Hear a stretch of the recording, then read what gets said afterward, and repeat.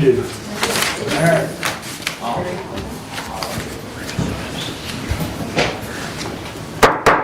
We'll call to order, please. If you please join us in prayer and pledge. You join me in prayer.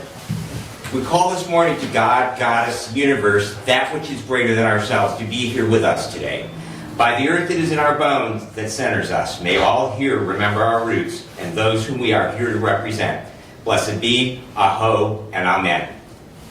I pledge allegiance to the flag of the United States of America and to the republic for which it stands, one nation, under God, indivisible, with liberty and justice for all.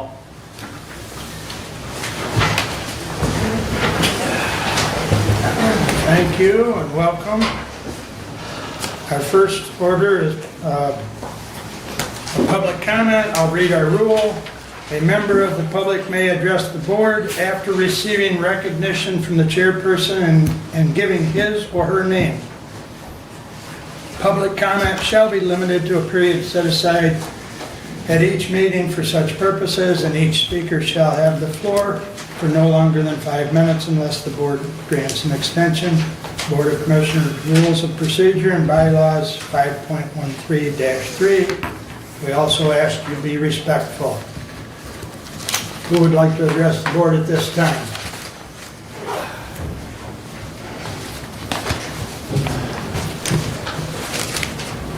Joseph Pendy, 181 Rhea Street.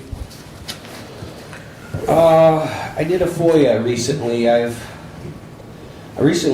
conducted several FOIA requests, with the most recent one amounting to $77 and some change.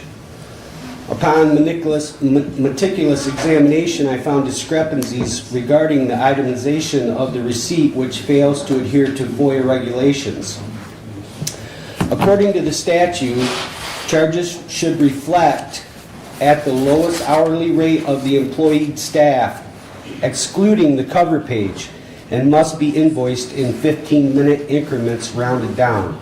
It seems implausible that acquiring 4 pieces of paper warranted an hour's worth of effort. Furthermore, the bid was reported to be accessible on My Deals, VIA state website. It's disheartening that the county clerk seems to struggle with the fundamentals of the law. We flout basic legal tenets. What other violations might we be committing? On the estimate I received, I noticed you've added 24 radios for our schools. We pay a millage to the schools, so the county is double dipping the taxpayers on the schools, and the schools need to be responsible for their own equipment. That's unacceptable. Cowater did not buy the schools their radios, nor did they use Motorola, for it was an outrageous bid. It's imperative to keep public well informed with our county, and that's precisely what I endeavor to achieve. Rather than appreciation should be extended to those dedicated to public enlightenment and transparency.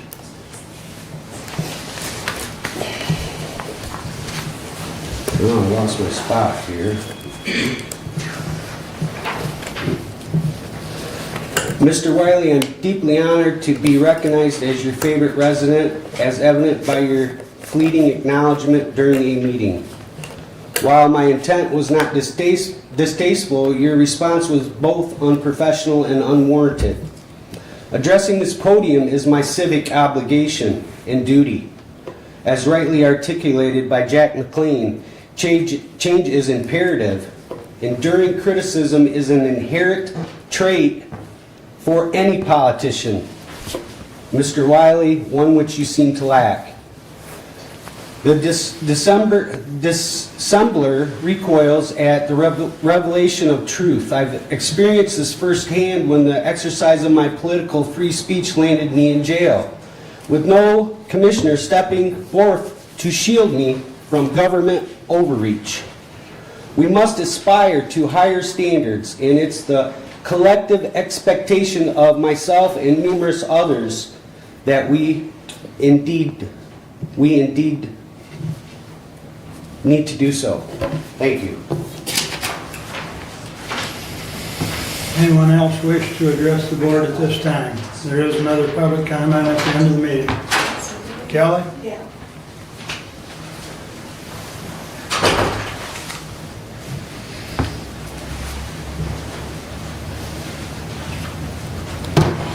Kelly Meeks, 5151 Weston Road. I just want to keep the conversation open with the buildings on Care Drive. I came across these notes, and I found a 09034 that reads, Hillsdale Public Health Building Corporation will issue a tax-exempt obligation on behalf of the county in a principal amount not to exceed $830,000. The bonds, the proceeds of which will be used for an acquisition and development of a project. Hillsdale Public Health Building will lease the project to the District Health Department for a term of up to 21 years. The lease payments being fixed in the amount sufficient for the Hillsdale Public Building Corporation to pay the principal of the interest on the bonds as such amounts become due together with reasonable administrative expenses.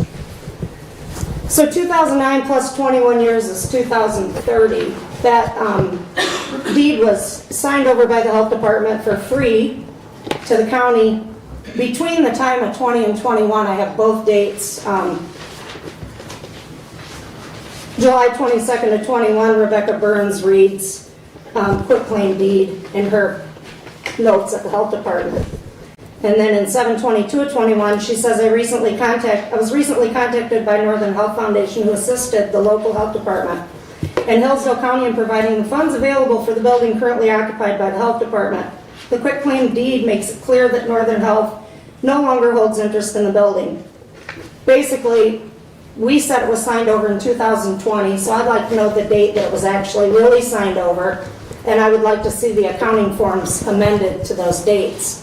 I also would like to know in 2009, as that deed reads, 21 years would be 2030. So did we sign a piece of property over that has a current promissory note outstanding? And if not, when was that promissory note paid off? In 2010, they turned right around and wrote another promissory note on the same building with the same language. It says the issuer will issue a tax-exempt limited obligation refunding revenue note or on behalf of the county in principal amount not to exceed $725,000, having a maturity date not later than December 31st of 21. So that, I believe, was the note that was paid off. I would like somebody to let me know what happened with the 2009 note that claimed a project, but it didn't name it. Thank you. Thank you. Anyone else wish to address the board at this time?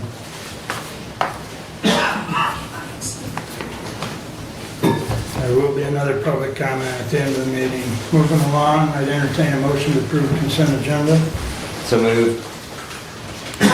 Support. Any additions or corrections? All those in favor signify by saying aye. Aye. Opposed, same sign. Correspondence is listed.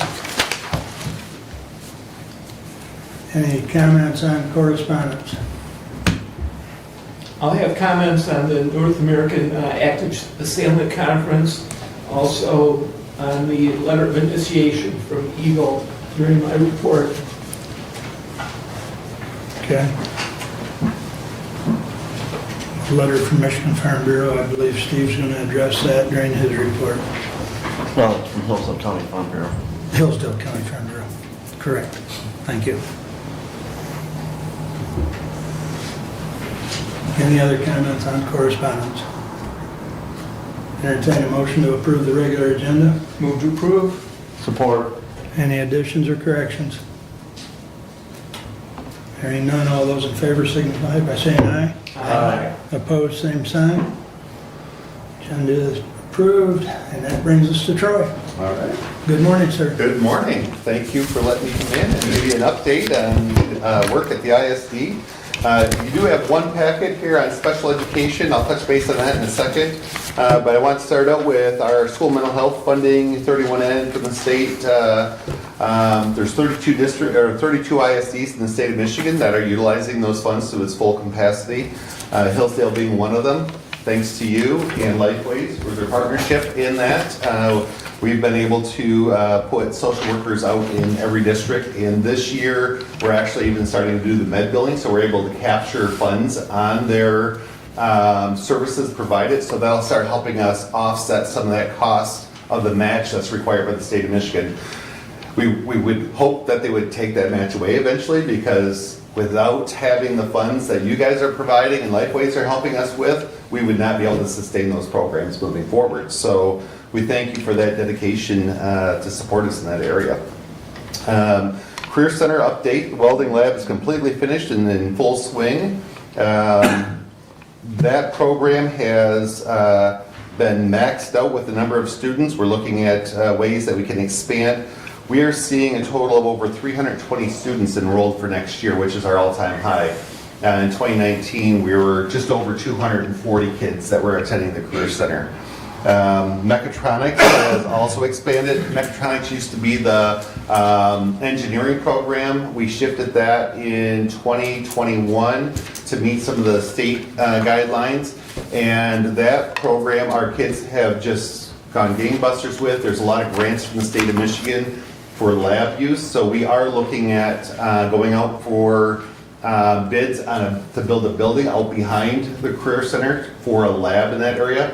And that would be funded through the current millage that we have right now, and we just purchase a bond and pay that out over time. So we've been working on the plans for that, and we're hoping that if numbers come in where we want, we could probably start building in the fall and have that lab up and going within the next year. We've also added in the last couple of years a early childhood teacher education program, because we know there's a shortage in the county for that. That also provides those students with credentials that they can go out and open up their own daycare. So they're getting certified and they're getting college credit for that too. So all of our programs that we offer over there, students are receiving college credit as well as certifications earned to be able to move forward in the community and be an active citizen. What I'd like to do is touch base on our special ed component. That's probably a large portion of what the ISD supports our local school districts in. You'll see on this first page, this is the breakdown of eligibilities in our county. Currently, right now, we have 18.60% of our population that qualifies for special education services. There are currently 5,277 students in our county. So we are significantly higher than the state average. The state average is about 11.5% of students that qualify. If you look at the trend line down below, you can kind of see where it jumped after COVID. We've also seen a large number of increase of move-ins in our county in the last couple of years as well. So we service kids from birth to age 26. Our young adult population is expanding. We've had several students move in this last year, so we're going to be looking at, right now I think we're about 18 kids, we're going to be like 26 or 28. So we're looking at how we can modify that program a little bit more to be able to provide services for those students at that age level. And we're excited to see our friends from Spark, because we utilize Spark with our program as well. So they are a great asset to our community and our students there. So excited to have our students, former students, here with us today. So, but some of this trend line, we sat down with superintendents yesterday to talk about some of this data, and some of the things we're seeing is an increase in diagnosis for autism.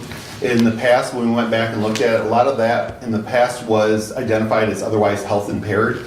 We've gotten better at being able to identify specifically the specific needs of those students and making sure we're building programs that meet their needs, that support them in the community. So we are seeing this huge trend, and we're trying to stay ahead of that. If you see the next page, which is countywide percentage eligibility, that also kind of breaks down those numbers. So that percentage is 980 students in our county out of the 5,277 qualify for special education services.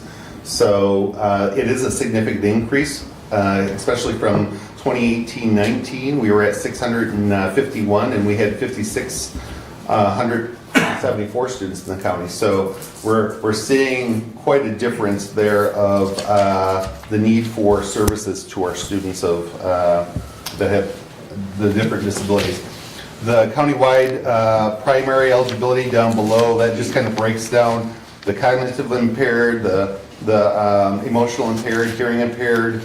We've also gotten better at identifying our emotionally impaired kids. When I first came, we had several students in the emotionally impaired program that were actually autistic, and they really didn't meet the same behavioral needs and the supports that they needed. So since 2019, we've added a full continuum. We have a lower L, middle school, and a high school AI program in the county now for students with autism. So we could actually see that expand if we can, if our funding is sustainable, because our projection numbers that I'm hearing from our early childhood team is they're seeing a huge increase in those students as they're coming up from age birth to 5. So we are watching those trend numbers moving forward. This is our current breakdown and tied to our plan, and what Marsh is the guidelines from the state of Michigan saying that how many kids you can have in a classroom with a certain eligibility and how many staff members you have to have. Currently, some of our classrooms are maxed out and overmaxed just because we have postings for teachers. We can't find teachers with these specific needs. Another population that has expanded is XSI, which is our students that need more intensive care, and we are looking at trying to expand that program as well. So we've been calling colleges and trying to recruit and find people to consider coming to Hillsdale County and support us in that area. So we do see that there's a huge need there as well. But that just kind of gives you a breakdown of what our current ratios are. In the center section where it says Marsh ISD plan, that is the Marsh rules by the state of Michigan that says how many students to a teacher ratio can be in a classroom. So it kind of shows you those breakdowns. Primarily, most of the services that we provide to the local schools is intensive programs. We do our psychological evaluations, we do OT, PT, speech, social work through special education, which is a little different than the mental health social work, and hearing impaired, as well as visually impaired. So there are several services outside of this that we also cover with our millage. I also added on here just a good snapshot that kind of shows you from year to year how many programs we had, where we had dipped off when the numbers had dropped down, and we're back up to 9. We do have 3 postings out there, so we could potentially run 13 programs right now. But right now it's a staff shortage, and I know a lot of our local schools are running into the same issue with special education. They're just trying to find those services. On the back is our funding structure and the Headley override impact on our millage. I know most of you probably look at that as well. So in 1959 was the first year voted in for a special education millage in Hillsdale County. You can see the years following, 71, 74, 86, and 09. Those were all to do an additional millage instead of going back and correcting the Headley override. Currently, what we're seeing is a deficit of about $563,000. And we do have a millage renewal in 2028. So we are going to be working on educating the community on the services and programs that we do offer and how the funding is being spent right now in the county. So without that millage, we would not be able to sustain and continue offering the current programming that we have. So in 2028, we'll be going out for a renewal on that. But one of the things that Belinda and I were talking, and you probably know Belinda Schaefer, who's our CFO, is a recommendation on that Headley override. You know, looking at the trend data and projections moving forward, we know we're going to have to increase significant programming for some of these students. Our current millage will not sustain that moving forward. Would you recommend the ISD looking at going back and doing the Headley override educational opportunity to families and say, is there a way to adjust that or go back to the old practice that they've been doing over the years of just going out for a 0.5 to make up the difference down the road? That would be after 2028. I think it's important first to sustain the current funding that we have to keep the programs that we currently have operating, but knowing that we have to add some programs moving in the future. That $563,000, that's roughly about 2 programs is the cost of that. By the time you figure all your support staff and everything that you're required by law to have in there. So just looking for some advice from you guys on that. It doesn't have to be today, but think about it. We can talk about it in the future. It'll be after 2028. But I just wanted to let you know that this is kind of where we're at right now. And, we're going great guns. Our staff are overmaxed in all of their areas of number of students that they're servicing. I think one of the other issues that we also see is we've lost a lot of speech. There's a lot of kids that are not going into speech anymore or psychology, or if they are, they're going into the private sector and they're doing virtual. So it costs us a lot more money to contract with a third-party vendor to be able to provide those services. So I am working with our union leadership to say, is there an opportunity to look at bringing in virtual into our contract instead of paying a third-party vendor? Because I think at some point in time we have to look at the dollars being spent. We're spending, almost 1.5 cost per staff member that's virtual. And we still post for those people, hoping to get an in-person, but we're spending a lot more money on a virtual company that we're just paying a third-party vendor to use their people. So I'm hopeful that our union leadership will see that and see the dollars being spent back on our own staff or our own programming, because that would be a significant change for us as well, dollar-wise. So, any questions? Question? So in 2021-22, the graph shows the big increase. You mentioned COVID, also increase in diagnosis for autism. Yep. I'm wondering if the testing standard changes. Testing standard didn't change. Or if it really is just a spike. The testing's the same and it brought more kids, or the testing improved, which brought more kids. I would say that we've gotten better with the testing. Our people have gotten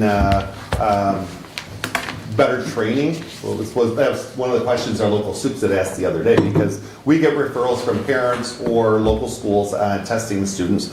When we go in, there are certain criteria they have to meet. So our psychologists have gotten better at identifying where those kids are. Some of the tools that they're using is better, but there's also an impact that we think is tied back to the Tier 1, which is really core curriculum and the foundations of reading and math at the K-3 level. So we are talking about, looking at that at our local schools. We have a lot of students that move from district to district throughout the year. That creates gaps in their learning as well, especially if they have different curriculums. So we talked yesterday, would it make more sense as a county for our schools to have the same type of a reading program, at least K-3? That would at least help with that transient population when you're building that foundation. Because if you start getting these gaps built in the middle, then you end up with that learning disability criteria that they fall into. And is it really a learning disability, or is it a curriculum impairment? Unfortunately, the way it comes out on paper is a learning disability, but we think there's a larger portion of that identified as a curriculum impairment, because we see people moving quite a bit with our school of choice in our county.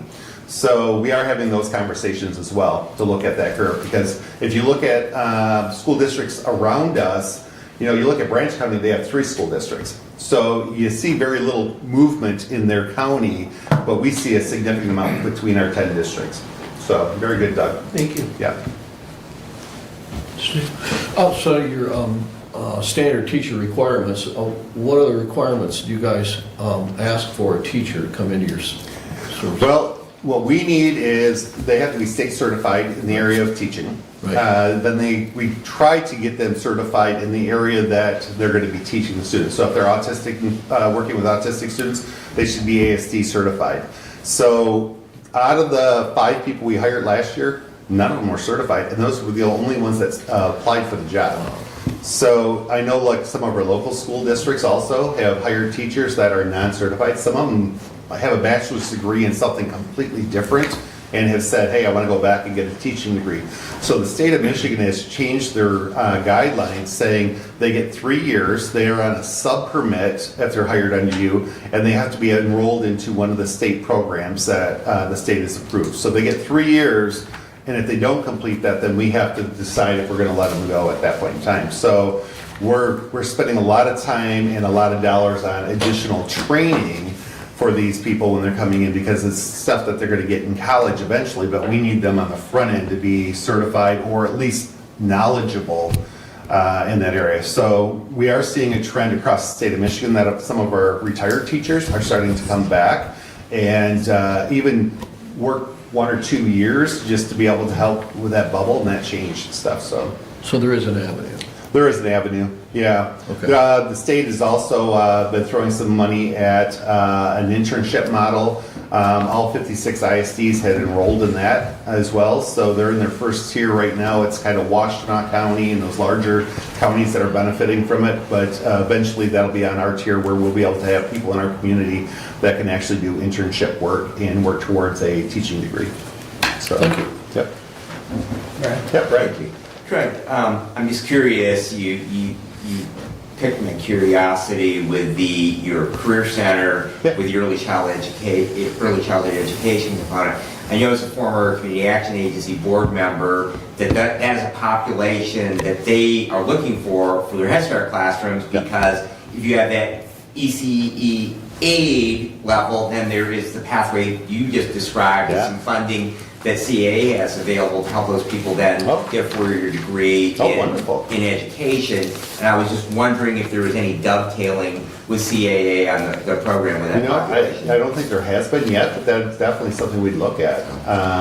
We are working with early middle college component. We are looking at, do we modify our early middle college component and maybe branch out so we're not tied to one college, so we can offer it up to multiple colleges. I know a couple of our school districts, with the way the contract was written a few years ago, it really didn't benefit our small districts because they were penalized if they weren't able to get kids in the program each year. There was actually a penalty fee that they had to pay. So I have had a conversation with Jackson College about that, saying, we need to come back to the table and look at revamping that, because that should not be a barrier for kids in our county to be able to access those programs and things. So, but I'd definitely be interested in working with CAA and see if there's something there that we can do. Because these kids, when they leave that education program, they will have the credentials to either do preschool or open up their own daycare. And we know daycare is a big area in our community that we need. So, Very good, very good. So thank you. The other question, I'm just curious, what is the current funding level that the ISD draws down? I know you have a state education Yeah. foundation grant, and then there's some additional funding. So per pupil, what does each one draw down? well, we don't draw down on a per pupil component. Okay. We get a special ed reimbursement rate to a Okay. certain, we get like 28%. So if we have students that are fully in our programs and they're not out into our local districts, we would get the $9,000 that the state gives per student. Okay.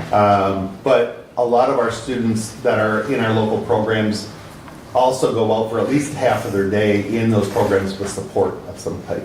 So our biggest pots really come down to special ed. Our millage is probably half the cost of our total budget of special education. Our millage for CTE pretty much covers our CTE. We do not charge our local districts for anything going to the Career Center. Some of our other counties around, they will charge part of an FTE. We see that as almost like a double dip. We already have a millage in our county that's supposed to support that. So we try not to go down that path. We've been lucky to be able to expand. I think we've been trying to educate our local schools to send more kids there because it's cheaper for them because they capture the full FTE for that child, and let us go ahead and allow them to have the education of whatever career path they want. They can actually capture also credits towards math, science, reading, English at the Career Center as well. So, Very good. Yeah. Thank Yeah. you. Any other questions? Only one last thing. Yeah. Excellent report, thank you. oh, thank you. Wait a minute, Troy. Yeah. Not quite that easy. No, that's okay. You mentioned the 31N funding, Yeah. and looking at your state financial aid report, you guys get $1,209,790. We have to have from- 20% match to capture that. Okay. So how much of your 20% match comes from Lifeways? Right now, 100% of it. Really? Because we don't have a general ed budget to be able to sustain that. So why are you charging local districts for mental health services?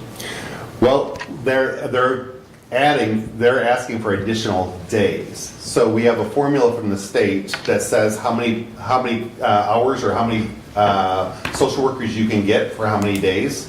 And if you want more than that, then you're paying for that person's services. Because we're not able to use that as dollars on 100% for those local schools. And what's that cost per day? I don't have that number right in front of me. I don't know. So. I know what we pay for 1 day a week. And it's astronomical. Well, and it's tied to the certification of that person. So whatever that cost is for that individual is what we end up reimbursing back to we ask for a reimbursement back from the local district. So there's a formula that we were given to identify what qualifications each school district requires. So, and it's tied to per pupil. That gives you the number of saying how many social workers you actually get in your district. So being a smaller district, you get less social workers than a district like Hillsdale or Jonesville. So it's based on a per pupil formula. But if you're getting 1.2 million from the state, there's got to be an additional 20% of that comes from Lifeways. So you're getting another 240,000 To be able to draw those dollars down. from Lifeways. To be able to draw that money down. And I can get you like the complete breakdown of all those costs that goes all into the salaries of the people that we have.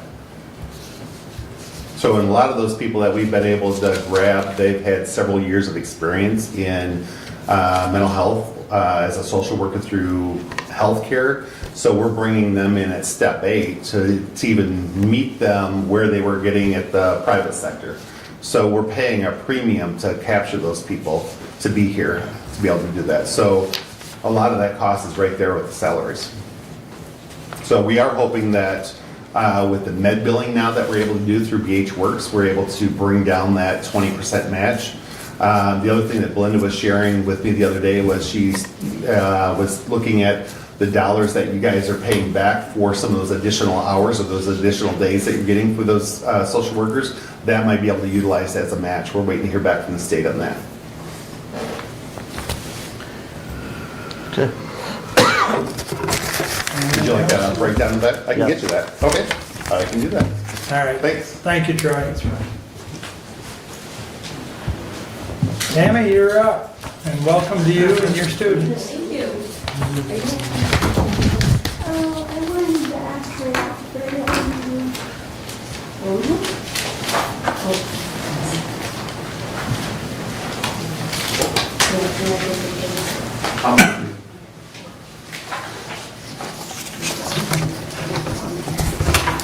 So Tammy has brought her photography class with her, and she'll talk a little about her program, and they brought some pictures for us to view.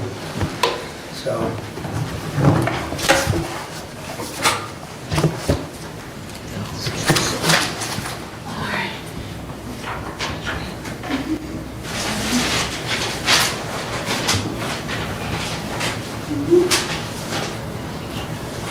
Okay. All right, are you ready? Thank you for welcoming us today. We've been looking forward to this all winter. Sometimes the weather didn't cooperate, so we got a little behind. But as you can see, it's a beautiful day today, and so we're excited about that. That made our trip easy, didn't it? Yes, it is. Yeah, so thank you so much. And you're going to see a tiny portion of what we do with the millage money that we do, and we are the most grateful for it, and you've got some shining faces here.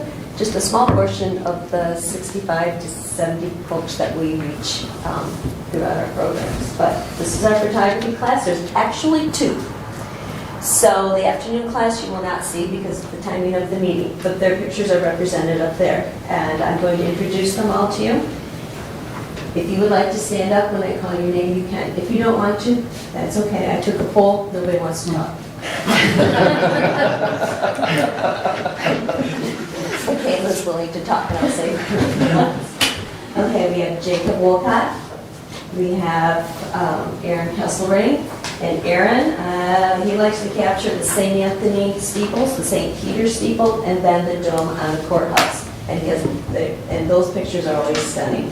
Audra likes to capture the landscape around the courthouse, and then other places in the county as well. Steve likes to capture the photos of the sunlight in the dome, plus hidden animals in the woods. And Michaela likes to do the landscape photos, and she has a tray typically with a little tripod that she has been mastering. Yes, I love it very much. She I loves love it. to stay myself. And then Davin is one of our photographers. Davin, Grant, and Jacob are actually Will Carlton students who join us for a couple things on their Tuesdays and Wednesday program. And I unfortunately don't have any of your ISD kids on Tuesdays, so they're not here. And then we have Grant Wallace. All of their photos are in that slideshow. Megan Hinson, she is one of our photographers, and Megan likes to take the pictures of the whole courthouse, plus those workers climbing up that scaffold. She ended one of them in the county fair, and it was a very clear depiction, almost journalistic, about what goes on in that building. And then we have Gavin Olson as well. We had an illness. Maureen was not able to attend. We ended up having to take her home. But we actually drive all over the county with our van. We go to the green ponds. We've helped Bruce Caswell with a presentation of how we actually use that park and access everything there. And that's where we find the hidden animals. We find the pairing of the geese, the ducks. It's mating season, so we're a little behind. We've got to get out there. And then we go to the Ark. We go up and down, up downtown. We go to Mrs. Stock's Park, which is a little gem right in our city. And then we take pictures of us taking pictures. We're very, very creative. And this year they put together a calendar, and they each took home a calendar of their own. So each month they picked their favorite one. It was a long-term project, and it was fabulous, and we all enjoyed witnessing the great reveal, right? And I'm going to be not so humble and peddle our other calendar for sale as a fundraiser. We do, and I did bring them with me. All right, and those are like the best stuff that we put together for them. All righty, so Michaela, what would you like to say? I would like to say thank you for allowing me to read this speech to you guys. And I'm very grateful for attending this SPARK program for 9 years now, and for Mrs. Ryan for opening up the SPARK program for about 16 years now. And I'm going to read this speech to you guys about photography class. Okay. Photography class to me is about feeling accepted. I am not Michaela in a wheelchair, but just another person enjoying the day out with their friends. Photography class is about going different places and seeing them through the lens of my camera, feeling the fresh air on my face, and enjoying the sun as I drive my wheelchair. Photography class is, for me, is about creativity and the ability to express who I am through my photographs. It's about sharing my photos with my friends and making friendships, being able to express ourselves and sharing our photos together. It's about laughing and having fun, not worrying about our different disabilities. We are just another group of adults sharing our experiences together and having so much fun while doing it. Thank you. Very good. Very good. Beautiful. Thank you.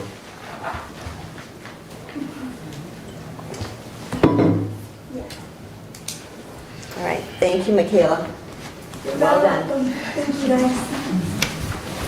All righty, I am going to get started and make sure I am, all right, this is,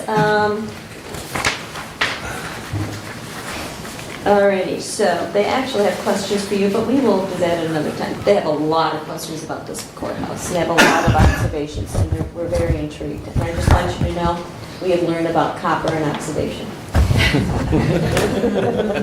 And we're very sad to see it change the longer it sits there. Because every new piece comes up and it's super shiny, and you can compare the super shiny piece with the part that's already oxidized. Yeah. Alrighty. Okay, so this is the very beginning, and this is the before picture, November 2021. No visible construction. Some of our groups while visiting Jilly Beans, we actually saw the planners there going up in odd-looking contraptions, and we were curious of what was going to happen. So we were like able to figure that out later. They're going to restore that whole section. It was awesome. Alrighty, so awesome. This is the close-up of the weathered, damaged dome. So these are all from. Did anybody bring that small little camera we used to show everybody what we used? They're in the van. Okay. Alrighty. And then you can see the scaffolding. This is November of 22. The scaffolding is up. And you're going to see in our presentation here, we have documented the cloudy days in Michigan. So the weather in the morning group, sometimes they get the clear sky and the afternoon gets the clouds, or it's vice versa. So we get different lighting for everything we do. Front of the building, this is in September of 2022, and we have this cornerstone that shows the last time we did you did some extensive work putting in the elevators in that back section. And this is a clean shot again in fall of 2022 of what this looked like. And these are two of our photographers who are not here today, and they did some of those photos. You can see the scaffolding in the corner. We moved ahead. Okay, and this is some more of that scaffolding right here. And the crane came, and we all thought that was pretty excited. And then you can see Veterans Day and the scaffolding continuing to be erected. Okay, south side is now almost completely wrapped in the scaffolding. And this Christmas of 2022, scaffolding has been completed around the south side. And this is a perfect view of a lot of the damage that needed to be corrected. And you can see the peak of the first or second floor that has not had the new gutters and copper put on yet either. Another close-up, and we got a couple workers in there. Okay, a little bit more damage and the scaffolding going up. Okay, and there's balcony, another cloudy day. And before the construction, we were actually taking pictures of all the ornate work decorating the outside of this building. It was really pretty cool. But you can see the clock right here. And this is one of our favorite pictures because that is the debris chute, or is it the heat? Yeah, coming down. And one of our photographers got the geometry of all of that scaffolding, and we thought that was a really nice picture. And then scaffolding, there's some equipment behind that tree that was very intriguing to our photographers. All right, then the pulleys, we enjoyed watching the pulleys.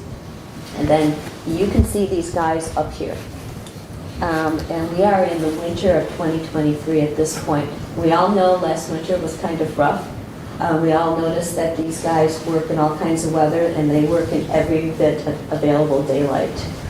On one of my walks recently, they were bringing up coats so they could extend their work time up there.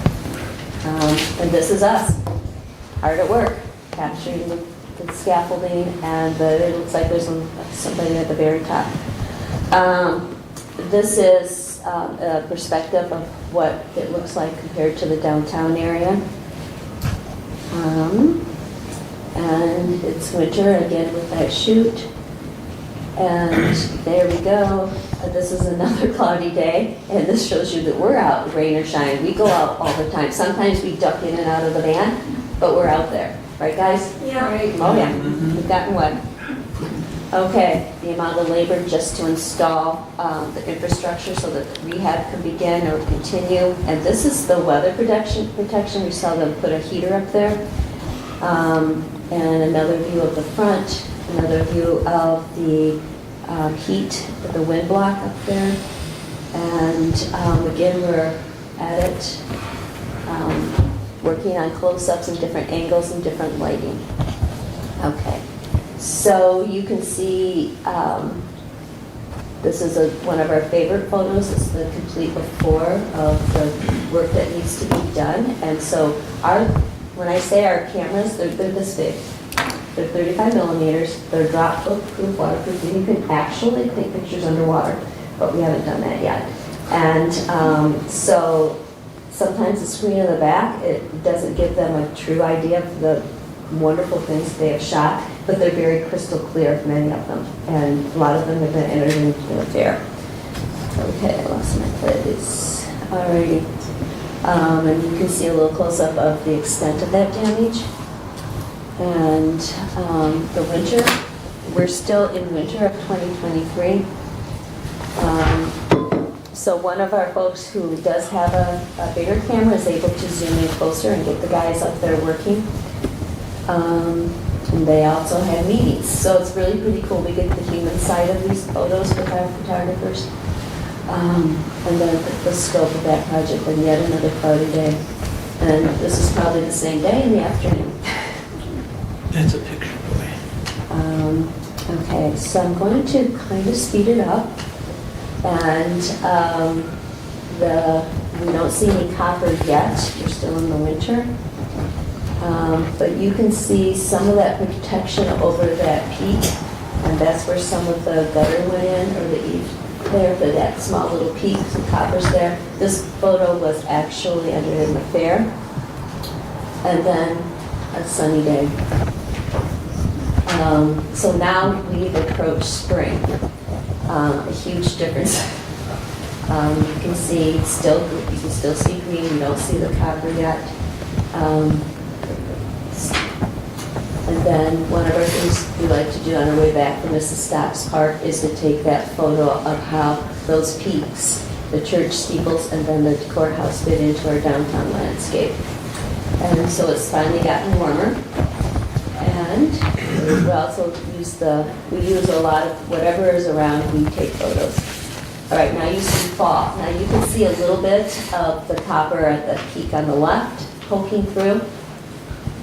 You can see that they have taken down the scaffolding from the very peak, and you can see the copper dome shining through in those nice white colors.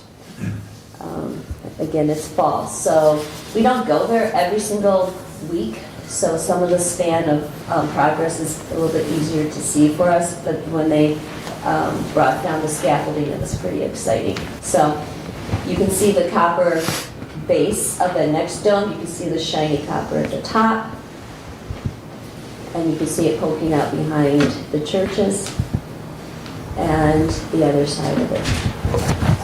We try to get the shiny top with the blue sky as much as we can. You can see a little bit of that copper peeking through that wrap, and Skinny Coal gets once again. And so now we have some progress with the copper dome, the second one, and you can see it working. See them working their way down. It's just very shiny and stunning to see. And they're not completely done with that second one yet, but they're approaching completion. You can see the copper eaves in the peak. And now you're looking at winter again. We've gone another year, and you can see that the second dome is complete and that scaffolding has been removed. Okay, so that gets us to January of this year, when they got the next peripheral of that dome, and And we came up with some really cold weather, so it got really hard to take some of those photos. But you can see the progress continuing. And then when that final little piece was put on, it just lit up the sky. So these are the January photos, up close and personal, with a bit of snow cascading down that dome. One of our favorite photos, and you can see that black rim of black. That is one area left on that dome. And we were all pretty excited when we saw that last piece go up. So these photos go up to the middle of January. So some of those things have been completed since then that we have not put in the slideshow. So that is our work and our so far of documenting it. And we had a discussion that we would all like to invite ourselves, and I told Mark this, we'd like to invite ourselves to the party when you celebrate the completion. So we'll take more pictures. And our plan is to put this in a book so that you have it documented from beginning to completion. So I noticed on this wall, you've got some books right here in front of the courthouse right here. So, and I wasn't able to see what year that was, so it's really pretty cool. So, and with your permission, we'd like to do a little research, and if we can get names of people, we can ask our questions so that we can put some text in this book that we're putting together. So that's on the docket to continue our work. Does any of you want to say anything? No. Any questions? Well, thank you so much. I mean, these are incredible shots of the progress, and it's quite a story that you've helped create. You know, we appreciate it. You're welcome. It didn't start out that way. It just, we looked at all the photos and we said, hey, we've documented from the very beginning till now, didn't we? I think we have something. So we put it together and said, we've got this. We've got it all documented. I don't know if any of you have documented it. Yeah. But we've got, trust me, there's a lot more photos. This is very complete. A lot more photos. Like you guys, one of my favorite pictures is that last one there with the snow With the cascading. snow cascading. That was 0 that day. That was rough. And yes, unfortunately, that bright, shiny copper, over time, will turn a shade of green. Yes, we have been talking about that. We did a little lesson. What I bring in for you guys. Remember what I brought in, Mikhail? Did you see that? A pan. I brought in a pan. That had a Revere pan that had copper on the bottom, and it hadn't been cleaned in a while. And so I said, check out this pan, and then we cleaned the tarnish off right there, and we got that shiny copper back. So the heat and the air, what that does on our stovetop, with that copper, the dome's going through that same thing, but nobody's going up there above that thing up. So they do ask, is there a way? Commissioner Ingles will. Is there a way we can keep a copper? She teaches us so much and how much she starts all these classes. And I tell her every day, I'm just so grateful for this program and being an advocate for this program. I can't say enough. It gets me out of the house. It helps with my socialization. You know, it helps me mentally, physically. I used to live in Florida and I moved up here back to be with my family again 10 years ago, and I'm just so grateful for it. Being able to be an advocate for this program, it helps so much. We're glad you could come today. Yeah. Thank you. Thank you. Thank you very much. Thank you for having us, and thank you. Thank you for the support, not only financially, but everything else that goes on. Can I ask one wonderful. question? How much are the calendars? $24. And then how do we go about? I don't have a card either. What's your phone number? But I'm going to give you my cell phone number because it's the fastest way. 517-320-0783. So my name is Tammy Bryan. Okay. I'm thinking all of our, I forgot to say. You want, let's go together at a older form. I can pass it around to our teachers. Sure. And see that way. Sure. Yeah. We would be happy to do First that. step. Yeah, and We'll be doing it again. Tammy, Yeah. Tammy, Yes. where do you meet for your class? We meet at our building at Spark, right next to the beauty school, 68 Waldron Street. Okay. And so that's one of our sites we use. We obviously use the whole community, but we also have a lot of programs. Our garden and our biking and our trail hiking is out of St. Paul's. So there's a lot of driving up and down Macon, Okay. back and forth. So we're at 2 sites, and so we're very mobile, I would say, and we get out as much as we possibly can. But headquarters is 68 Waldron Street.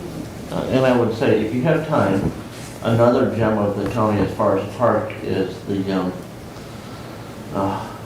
McCordy Park over in Somerset.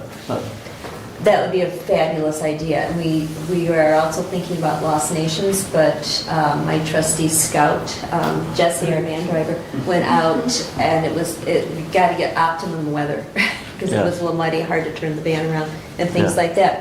But they do have a nice parking area there at McCordy Park and stuff, so. Yeah. Okay. And then I have realized I have not introduced my staff. This is Cindy Magda, our program director. And then we have Jesse Grundon, our van driver. Our other staff member, Julia Lorenz, had to take one of our participants home. She was ill. We happen to have a board member here, Michelle Kesselring. So we have, and yes, you have prior graduates of the RDC board member here too. And if I may add, Tammy, the photography class is just one of many programs. They've got a cooking class, the garden class, and then the garden items are used within the cooking class. So there's just a lot of facets of the, different programs. Yep. Right, it creates our spaghetti meal kit, right?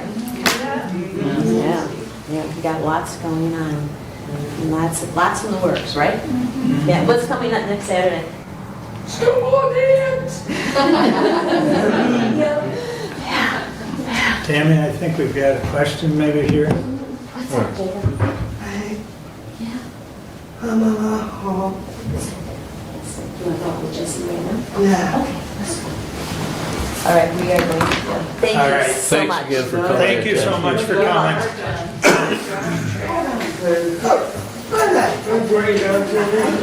Bye, thanks for coming. Party Oh drums my. today. Sounds like fun.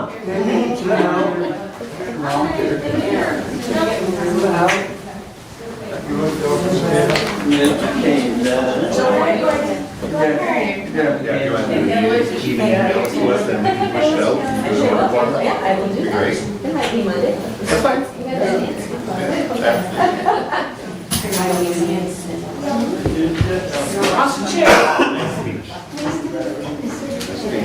Fabulous job. I knew I could count on her to talk, right?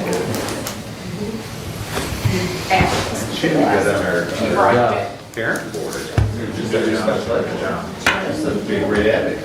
She's a great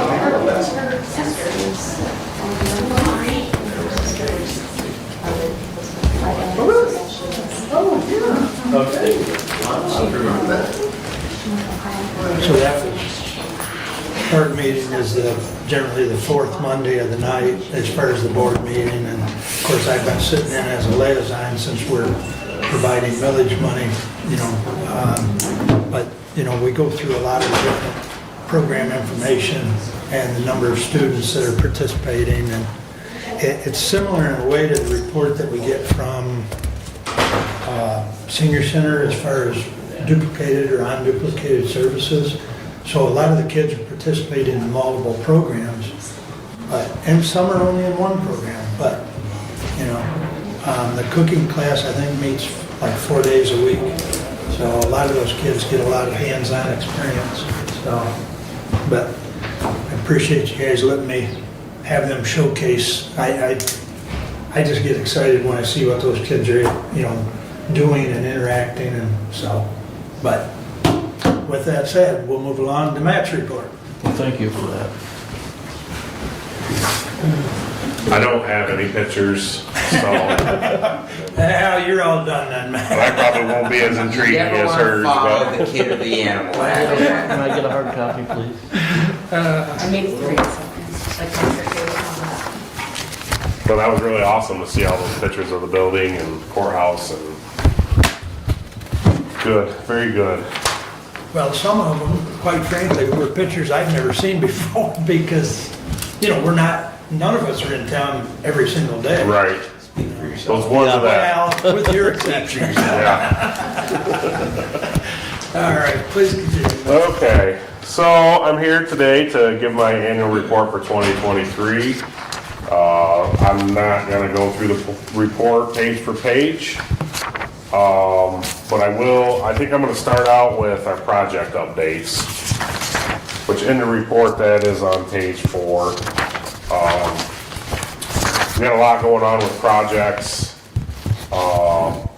To start, we have the Clark Drain in Woodbridge Township that was petitioned a few years back. That one's been kind of moving a little slow, but we're still not to the point. We're trying to get prepared to file for an Eagle permit for that project. Boyd project in Waldron, petition project at the village, petition the Boyd County Drain, which services a lot of town and the school.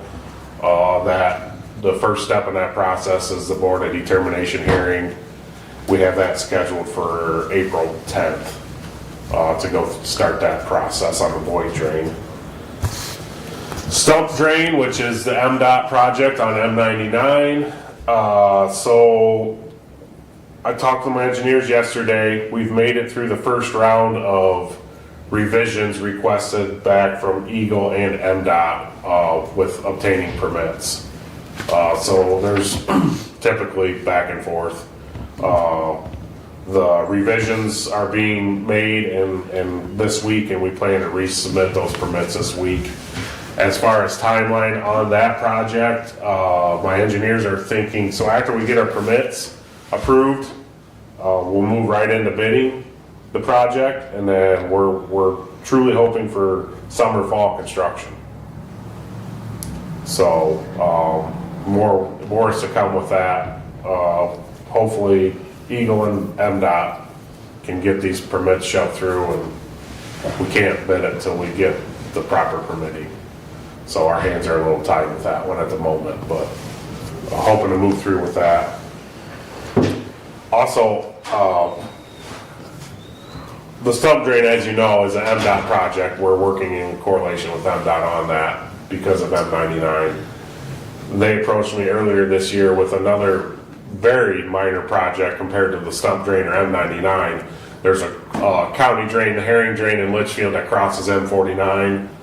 And it was, the state reached out to me that culvert is getting beyond its life expectancy.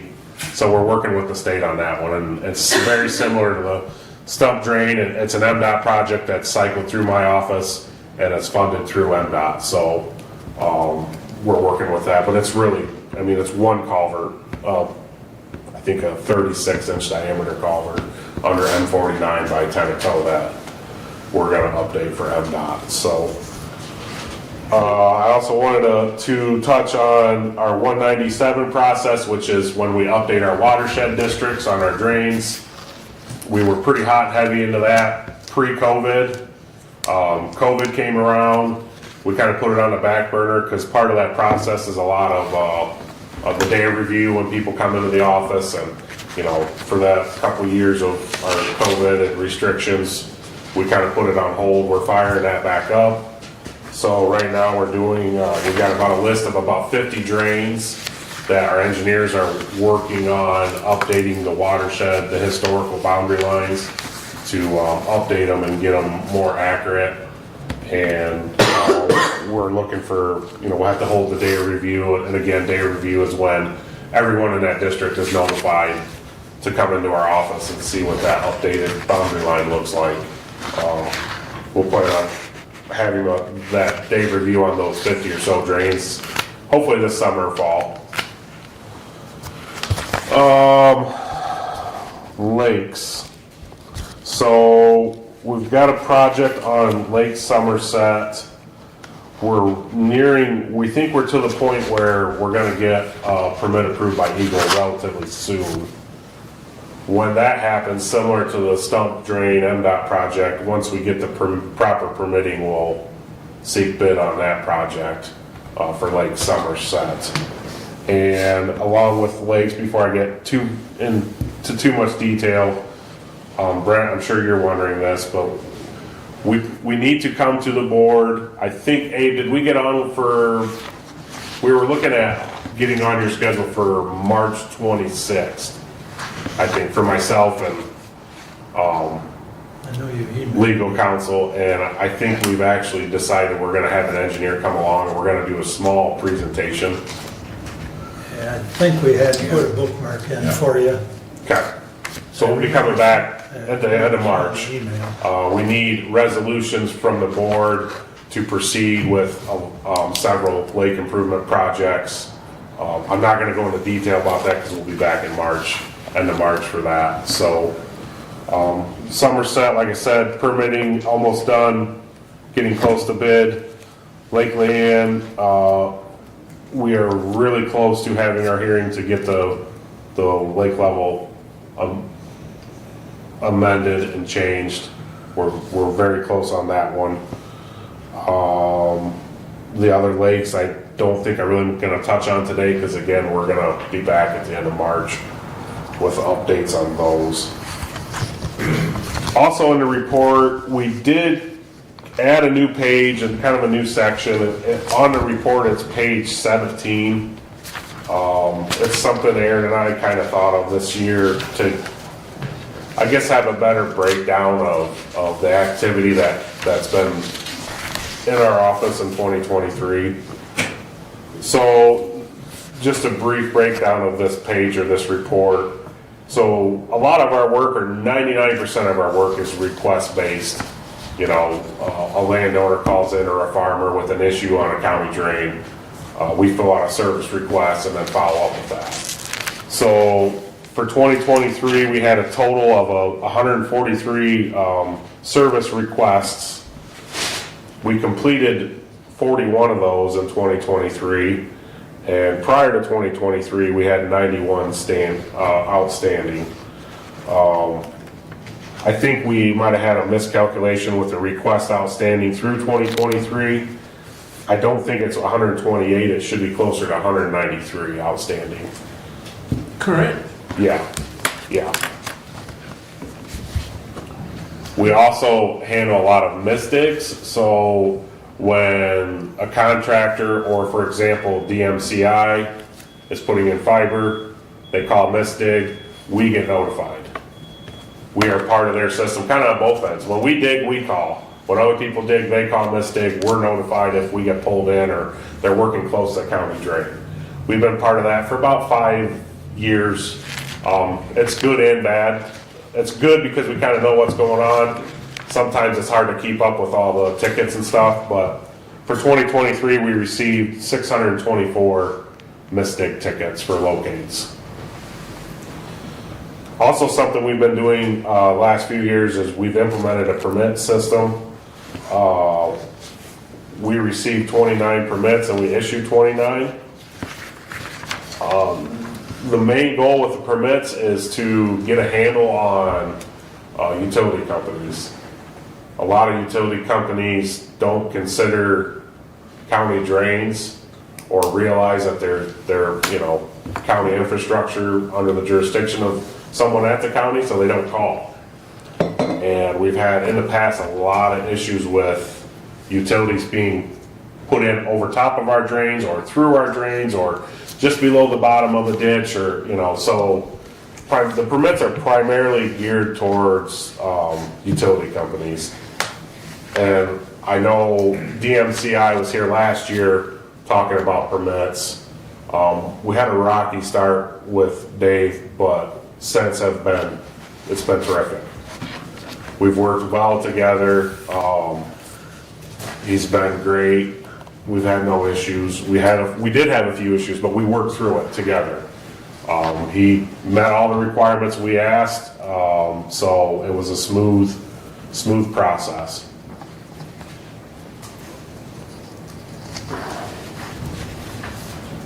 That's really all I was going to touch on.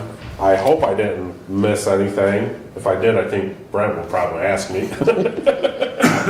Well, you talked about ongoing projects. You skipped over, I believe, the church drain.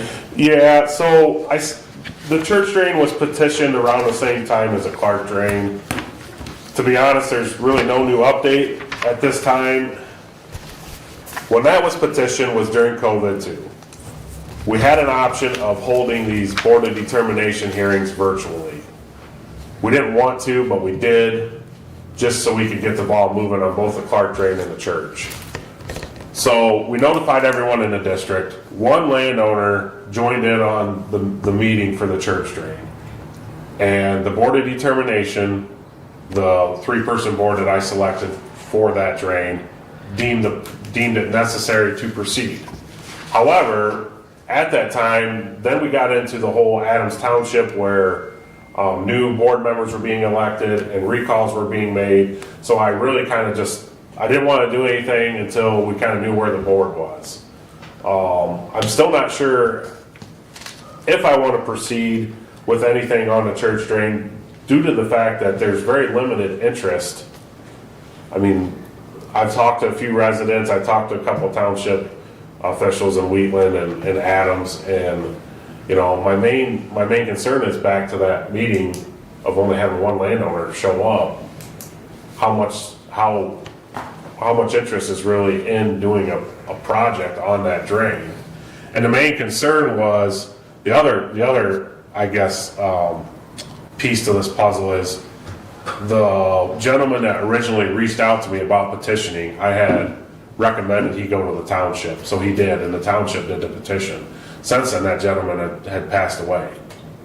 So the original petitioner really, you know, he's since his 2 sons have overtaken the farm.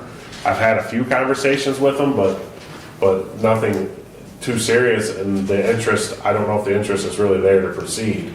I wish I had a map, but the church drain, a lot of our drains, they don't stop at a road or another water course. They just stop. The church drain is one of them. It stops at, I believe it's Slater Road, but the drain continues on as a natural water course and then outlets into another county drain.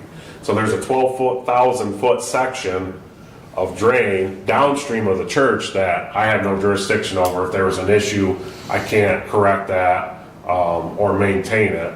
And that was the whole idea with that petition, was to extend the church drain all the way down to where it connected to another county drain. So I still have a lot of concerns about that. I've not decided to not follow through with it, but I haven't decided to continue at this point. Any idea the number of parcels in that drain, Matt? And the extension, Size.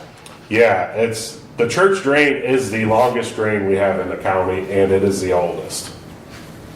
It's church number 1.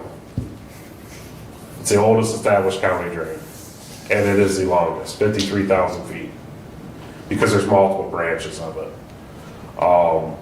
So I don't know how many, there's a lot of landowners within the district.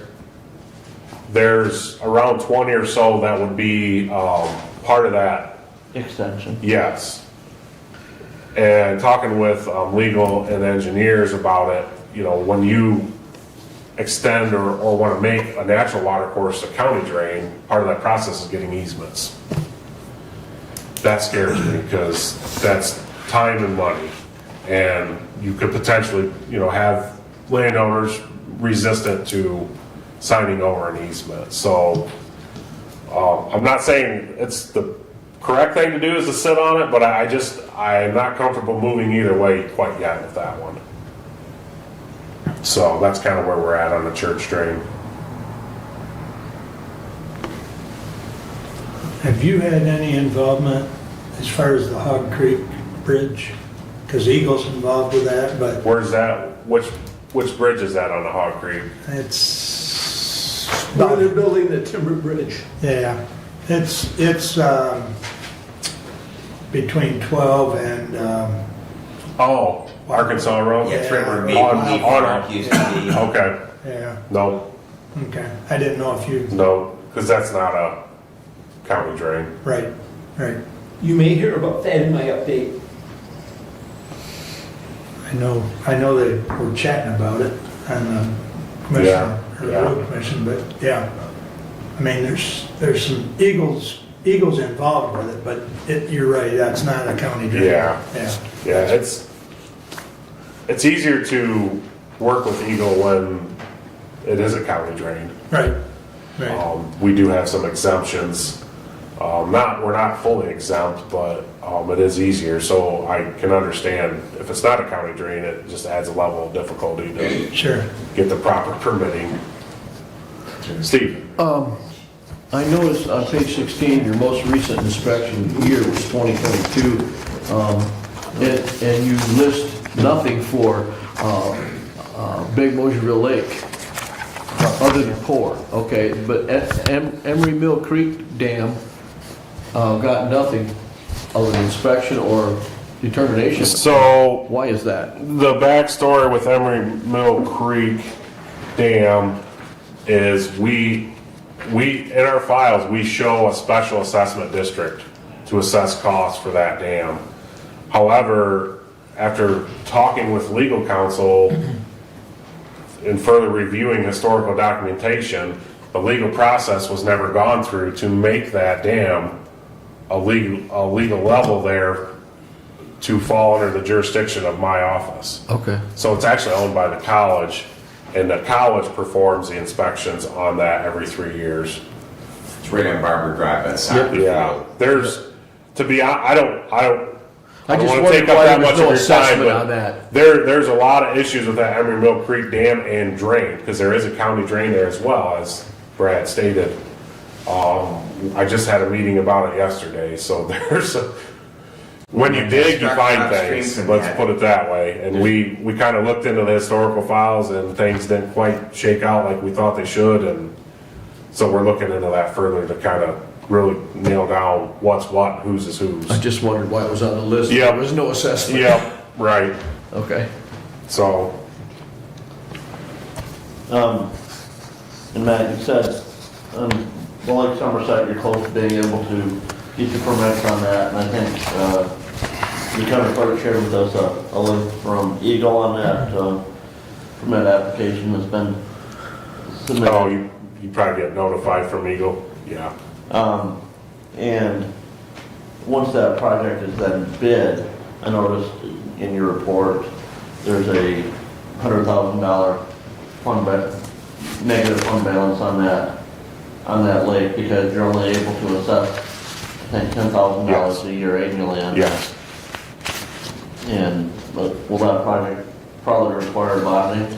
Yeah, that one for sure. And we're gonna get into more of that, the financing of it on March 26th, but we did talk about that one particularly yesterday. And yes, we're planning on bonding that. And I do want to thank the commissioners, you know, historically, the drain revolving for my drain work, you know, it's always a back and forth thing. Lakes, we never really borrowed, needed a lot of revolving for the lakes. However, in the last 3-4 years, with what we're doing on Lake Leanne and Somerset both, has required a lot of expenditures, and the process takes, I hate saying this, but it feels like it takes forever. Like, you know, when are we gonna get to the point where we can finance this and get everything paid back? But we're like right there, we're really close.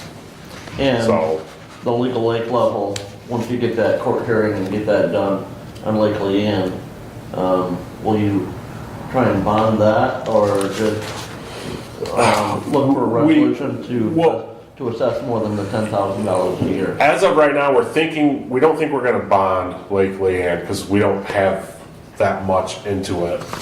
However, it's come to light this year that Lake Leanne North has a overflow culvert, an emergency overflow beside the main structure that's looking a little rough, to be honest. So we're thinking that we need to start looking at what needs to be done to remedy that or repair it. And once that determination has been made, that may increase the cost to the point of bonding.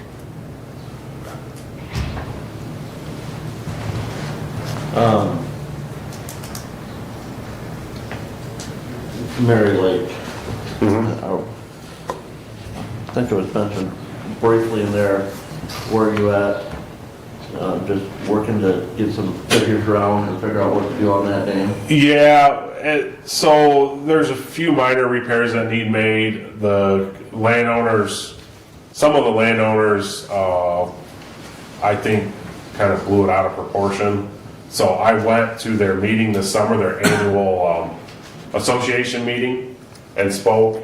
I hope I put all the fires out there. There's repairs that need to be made, but is there a safety issue with the dam? I don't know, not at this time. There has not been anybody at Amboy since summer that I'm aware Okay, of. that's And I'm good. there every month that has spoken about That's their good. concerns about that, Matt, so you must have done a good job. Thank you.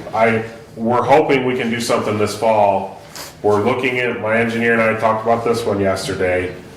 We need to figure out, or he needs to figure out, if what work we need to do requires a permit. Hopefully not. We don't think it's going to, because we're doing some light maintenance. If a permit's required, that adds a level of complexity. So we're in the process of determining that.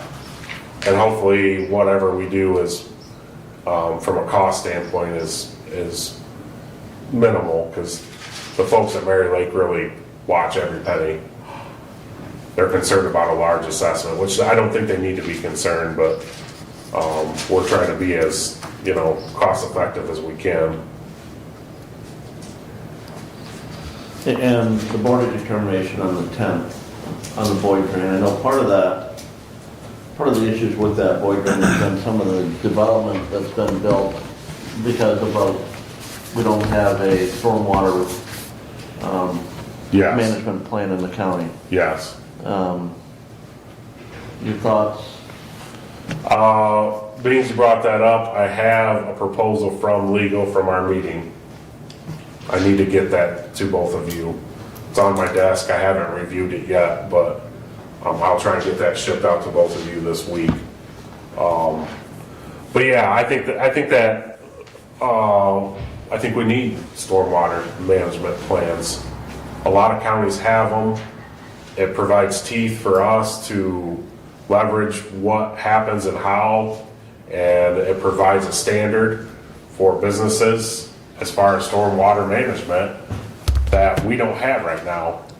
So there was a lot of adverse effects from Dollar General and Waldron. On that void drain? Yeah. And the surrounding residents, because either my office or the inspection office could really tell them what they can and can't do or provide any standards. And with solar, solar's going all over the state, so I think there's some provisions that could be part of that management plan for solar farms as well.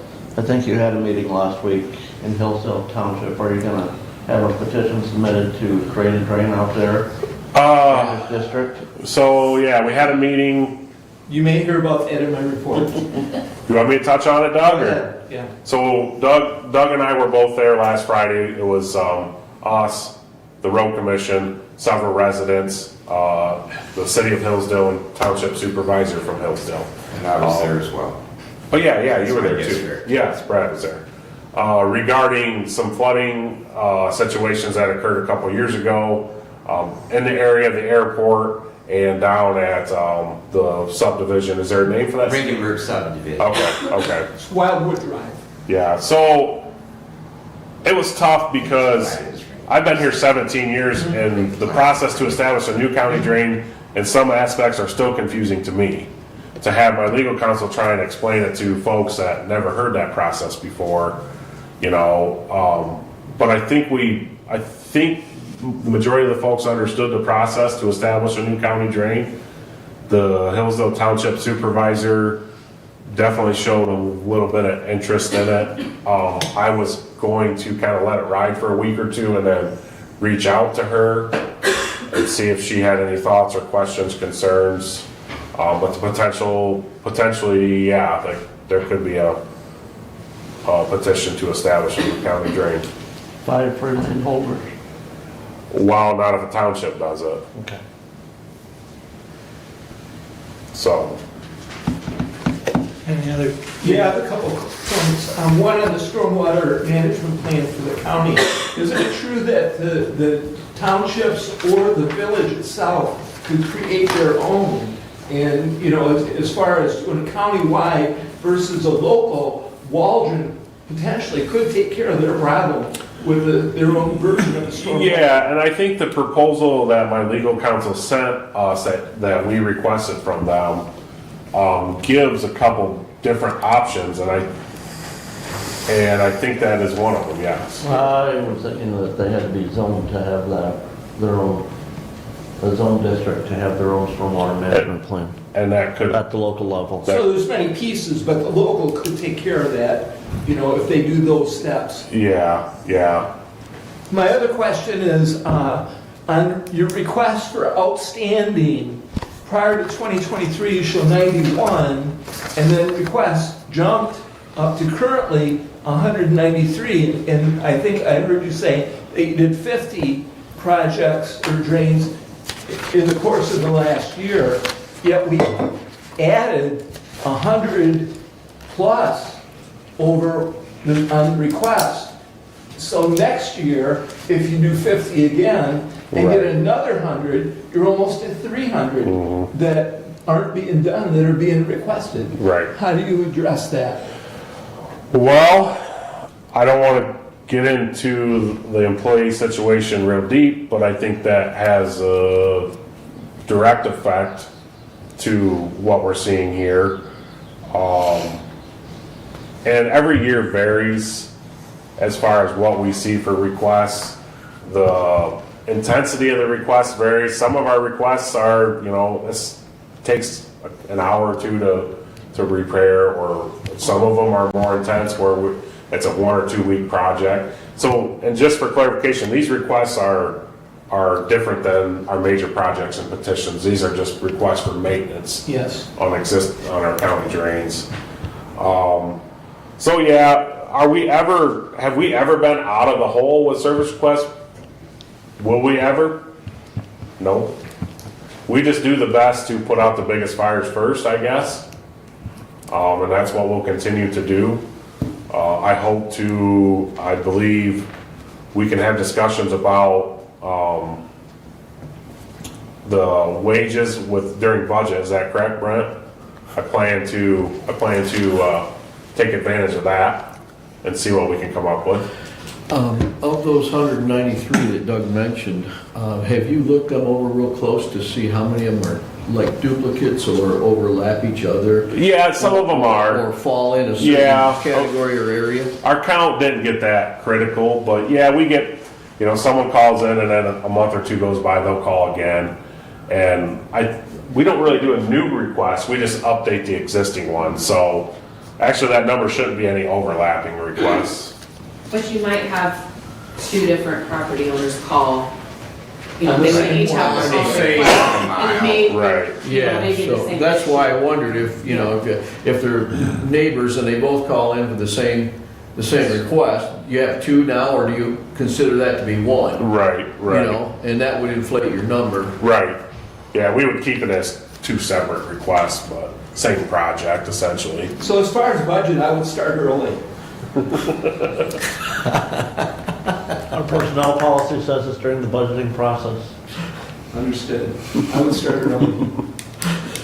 Yeah, I'm not gonna get into it, but I have, for my department, I have some concerns with Mr. Notley's study, that we can address at a later date, but, I'm glad that the board has provided us an avenue to appeal or argue, if you shall say, some of the things on that report, so. Any other questions for Matt? Thank you. Appreciate the report. Yes, thanks Mr. very Chairman, much. I would move to accept the annual report from the Drain Commissioner and place it on file. I would support. Thank you. Any further discussion? All in favor, signify by saying aye. Aye. Opposed, same sign. And gee, that could be Thanks. asked I'm gonna go in with order it. to get that posted on the website. Well, it already is. It's already up there, this version is, because we hadn't accepted it yet. Just on the web. It's as part of our, It's on diligent, but I think previously we put a tab under the drain commission. It just makes it easier to find than digging through I can diligent. email it, Nikki. Yeah, if you Awesome, would. thank you. Thank you. yeah. And even if it's a link that directs to the diligent report that's already there, that, it just makes it easier for the public, they don't have to dig through diligent. No, I'll email Nikki today. Okay. Thanks. We can do that. Recess for 5 minutes? Recess 5 minutes. I'm looking at 10:31. We'll try and re-adjourn at 10:36.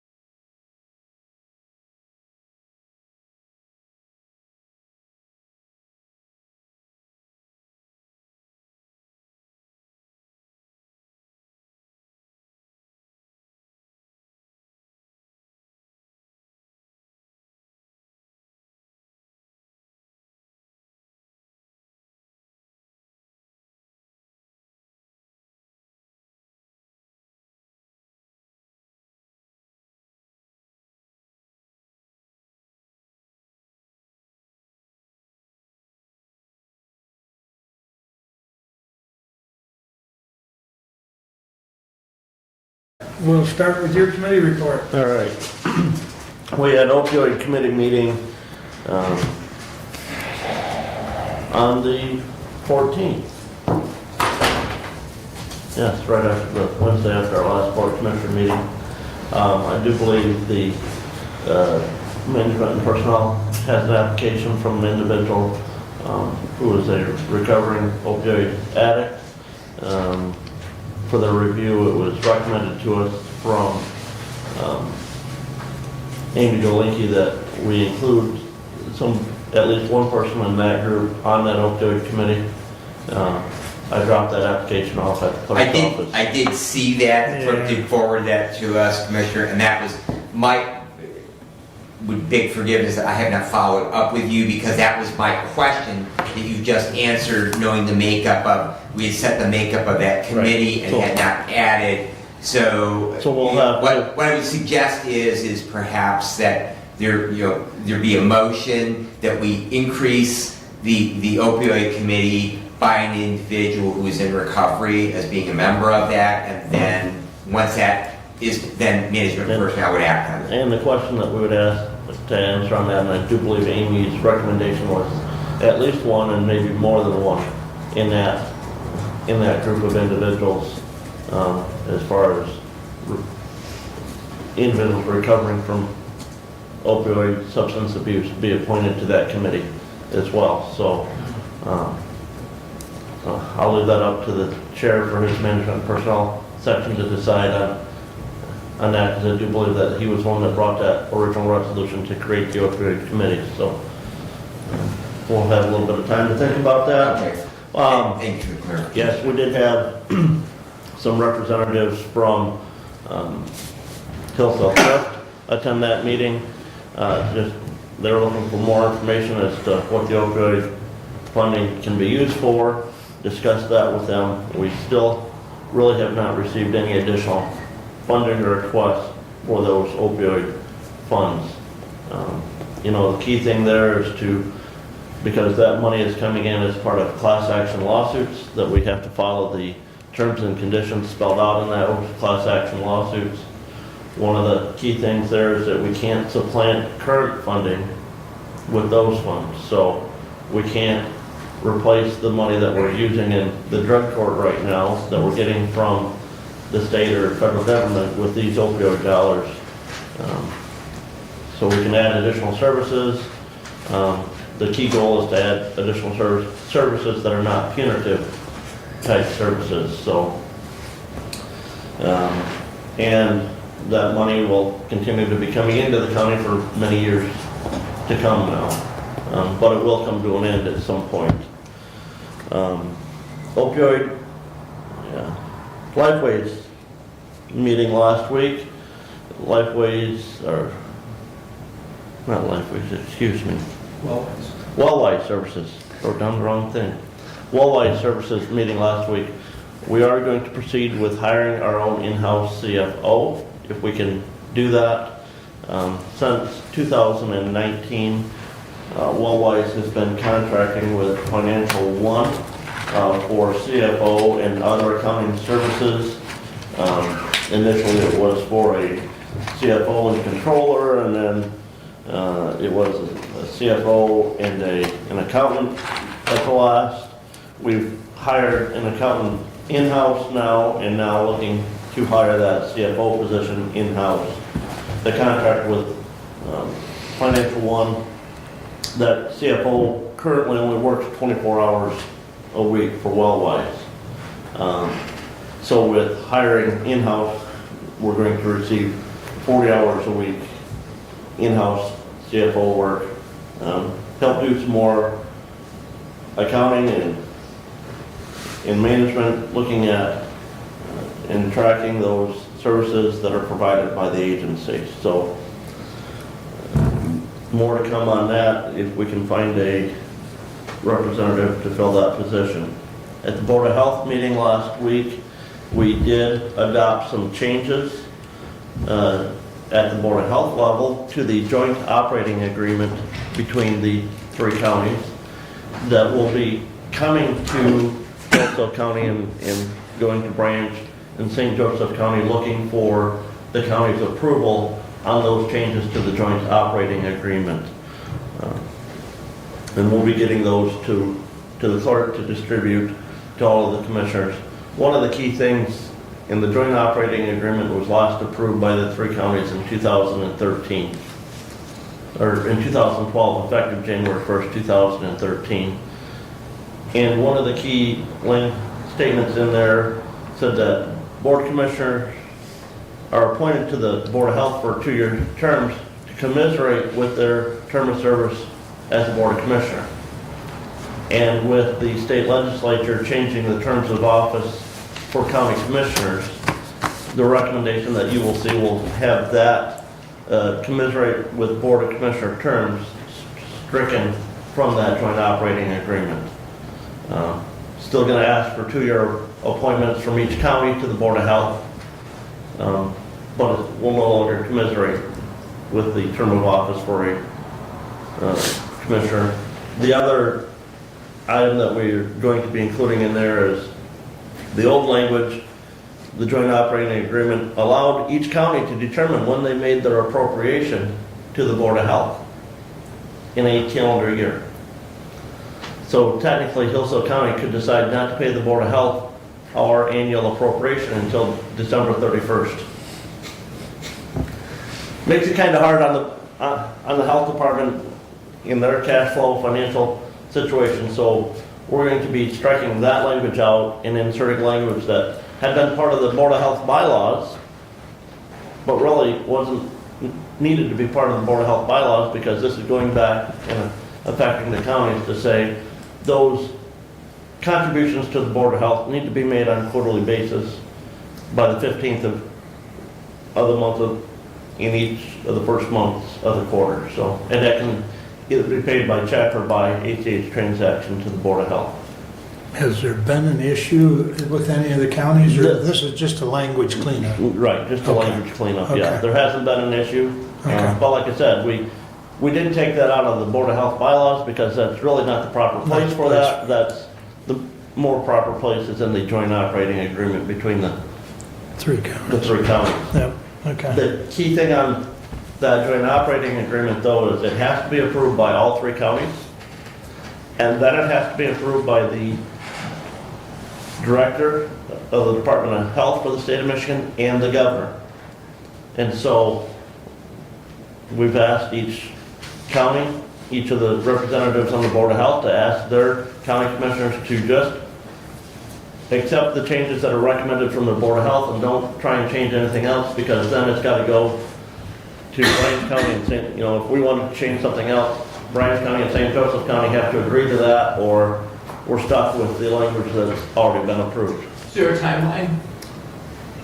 The earlier the better with that, because of that additional process that has to happen with going to the, And we'll be seeing it soon, I guess, is really my question. yeah. The other thing, and part of the rental agreement that we have with the Board of Health is the Board of Health is responsible for maintaining the building here in Hillsdale.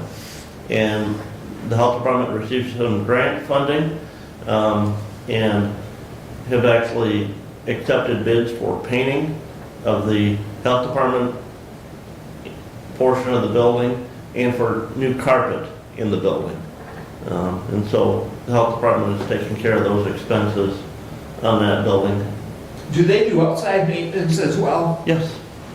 Yeah, last year the health department paid for the repaving of the 2 parking lots, or the 3 parking lots out there at the Board of Health. There were the 2 on the north side of the building and the 1 on the south side of the building. I know one of the things that we've been talking about some at the health department meeting is I believe the fascia and soffit on that building are wood.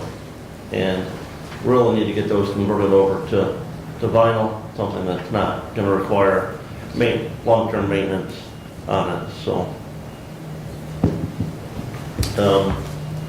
we had a presentation this morning from Spark and saw a lot of pictures of the courthouse. I asked our finance director last week to put some numbers together for us on the courthouse so far. And so far, through the end of January, for Renaissance and Blackberry, we have paid $7,937,270.46 for work done on the courthouse. $7,937,270.46.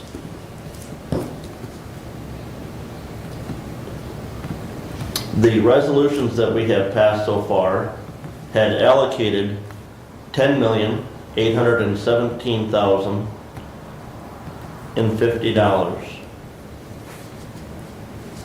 Now, some of those resolutions had included in them some overage funding,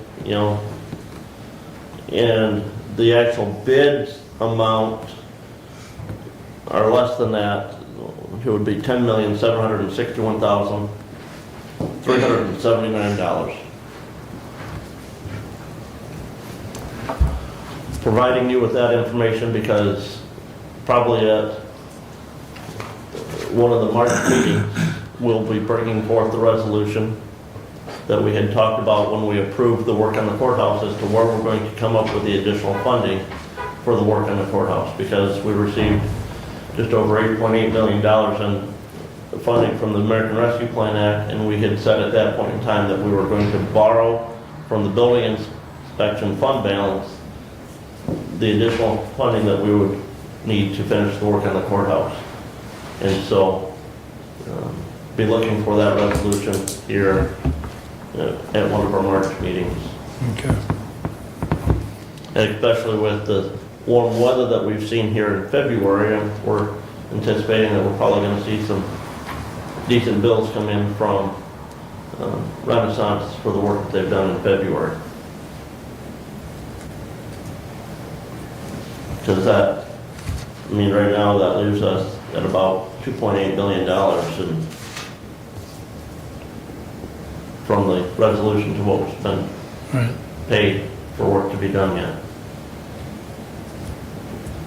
Well, with the good weather, we might be ahead of schedule. Do we have a total that we have expended from the American Rescue Plan funds? I know that was 8.8 million, so to date you got the 7, 9, and then I know we spent on the front of the court building. Well, again, Commissioner, the entire $8.8 million from the American Rescue Plan Act fund was transferred to the general fund and then used to pay expenses out of the general fund, which freed up general fund dollars, and so it's all been transferred over to the capital improvement fund. So I don't have the figure right now as far as what the amount was that was spent on the HVAC at the front of the court building or the control systems at the jail, but that was all paid out of the capital improvement fund. So no, the only expenditure out of the American Rescue Plan Act fund was a transfer back to the general fund. Understood. It's just that I anticipate the question in reporting on the courthouse, so I'm just curious of where we have, because that was the understanding when we committed those funds for the control system at the jail, for the update of the HVAC in front of the court, and of course a very significant portion of the renovation of the court. I just want to be able to answer truthfully when I'm asked that question. Of that $8.8 million, do we have any of those dollars left? Yeah. Some, yes, it was spent, some was spent down, and we don't know the exact number right now. And I'm sure we've also had, a fair amount of interest that we've earned in the couple of years that we've had that money, because we got 2 checks and half, and then, so we had one for a year that we really were sitting on.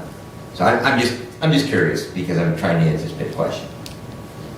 I guess the straight answer right now is we've spent $937,270.46, and that money has come out of the capital improvement fund. And as Commissioner said, our total from the ARPA was about 8.8. Yeah. So. Okay, thank you. It was over 8.8. It was, but forgive me, I don't know the exact figure. The other thing I keep checking with on the Department of Treasury website to see what the marijuana recreational marijuana tax revenue is gonna be for the county. The last few years, they've announced those numbers right about the 23rd, 22nd of February, and when I looked yesterday, that number was not available yet for the 23 revenue that we'll receive here in 24. And I do recall they've been pretty good at having press releases on that, so I suspect it'll hit the media as well when they release that. Okay. And that concludes my report. I'll let Steve cover some of the other stuff at the health department. Any other comments or questions for Brent? Yes. I was contacted by Jacob Beckwith from the Hillsdale Collegian. He was interested in opioid spending, and I forwarded it to the chairman, and I should have forwarded it to Commissioner Langinger. They're both on there. Yeah. Yeah, well, and I saw it and I've got it flagged. I'm gonna respond to him today, Okay. or attempt to. Thank you.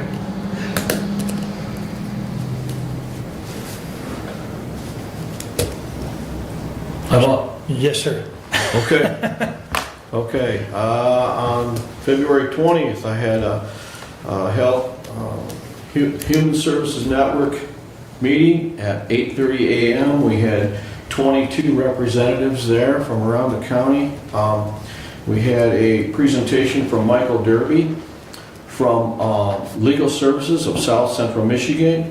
He spoke on elderly crime victims, as well as some of the housing difficulties, such as evictions and foreclosures, probate cases and guardianships, that they assist low-income people with all these services.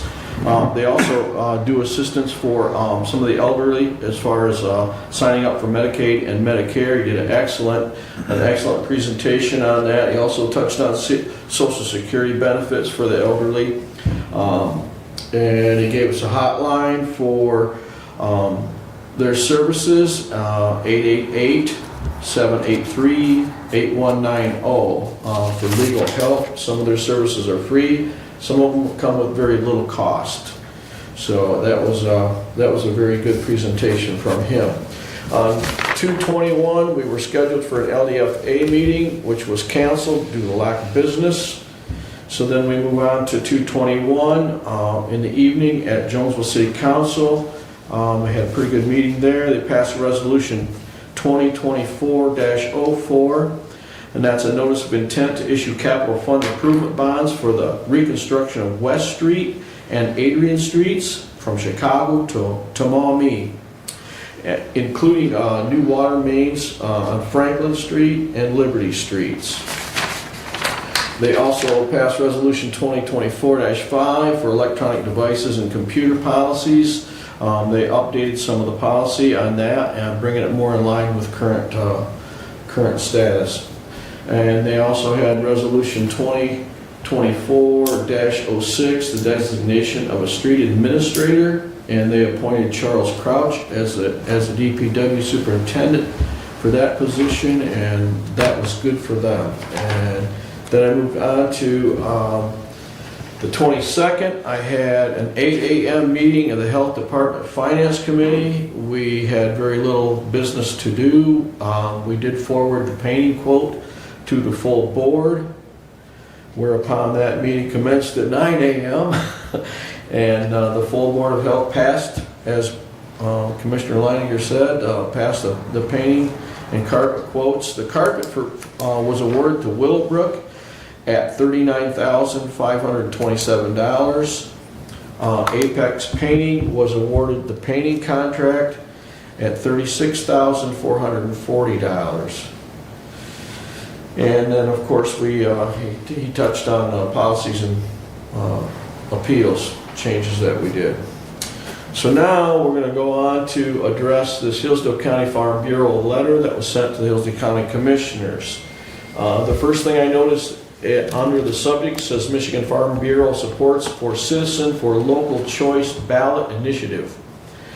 And this will end up a ballot initiative. However, what's going on right now, first has to happen is a petition drive. and the petitions will be accumulated and put forth to the Board of Canvassers for wording on the ballot. At that time, it will become a ballot initiative, but it has to go through the procedures first. And having said that, I brought a guest speaker in today to enlighten us all on the petition drive and what's going on with that. So we'll have a little more information provided by Ashley Reisher. Like Fisher with an R. Well, good morning, Ashley. Thank you for coming this morning. Great. Thank you so much for having me in today. My name is Ashley Reisher, and I am the Hillsdale County Captain for Citizens for Local Choice.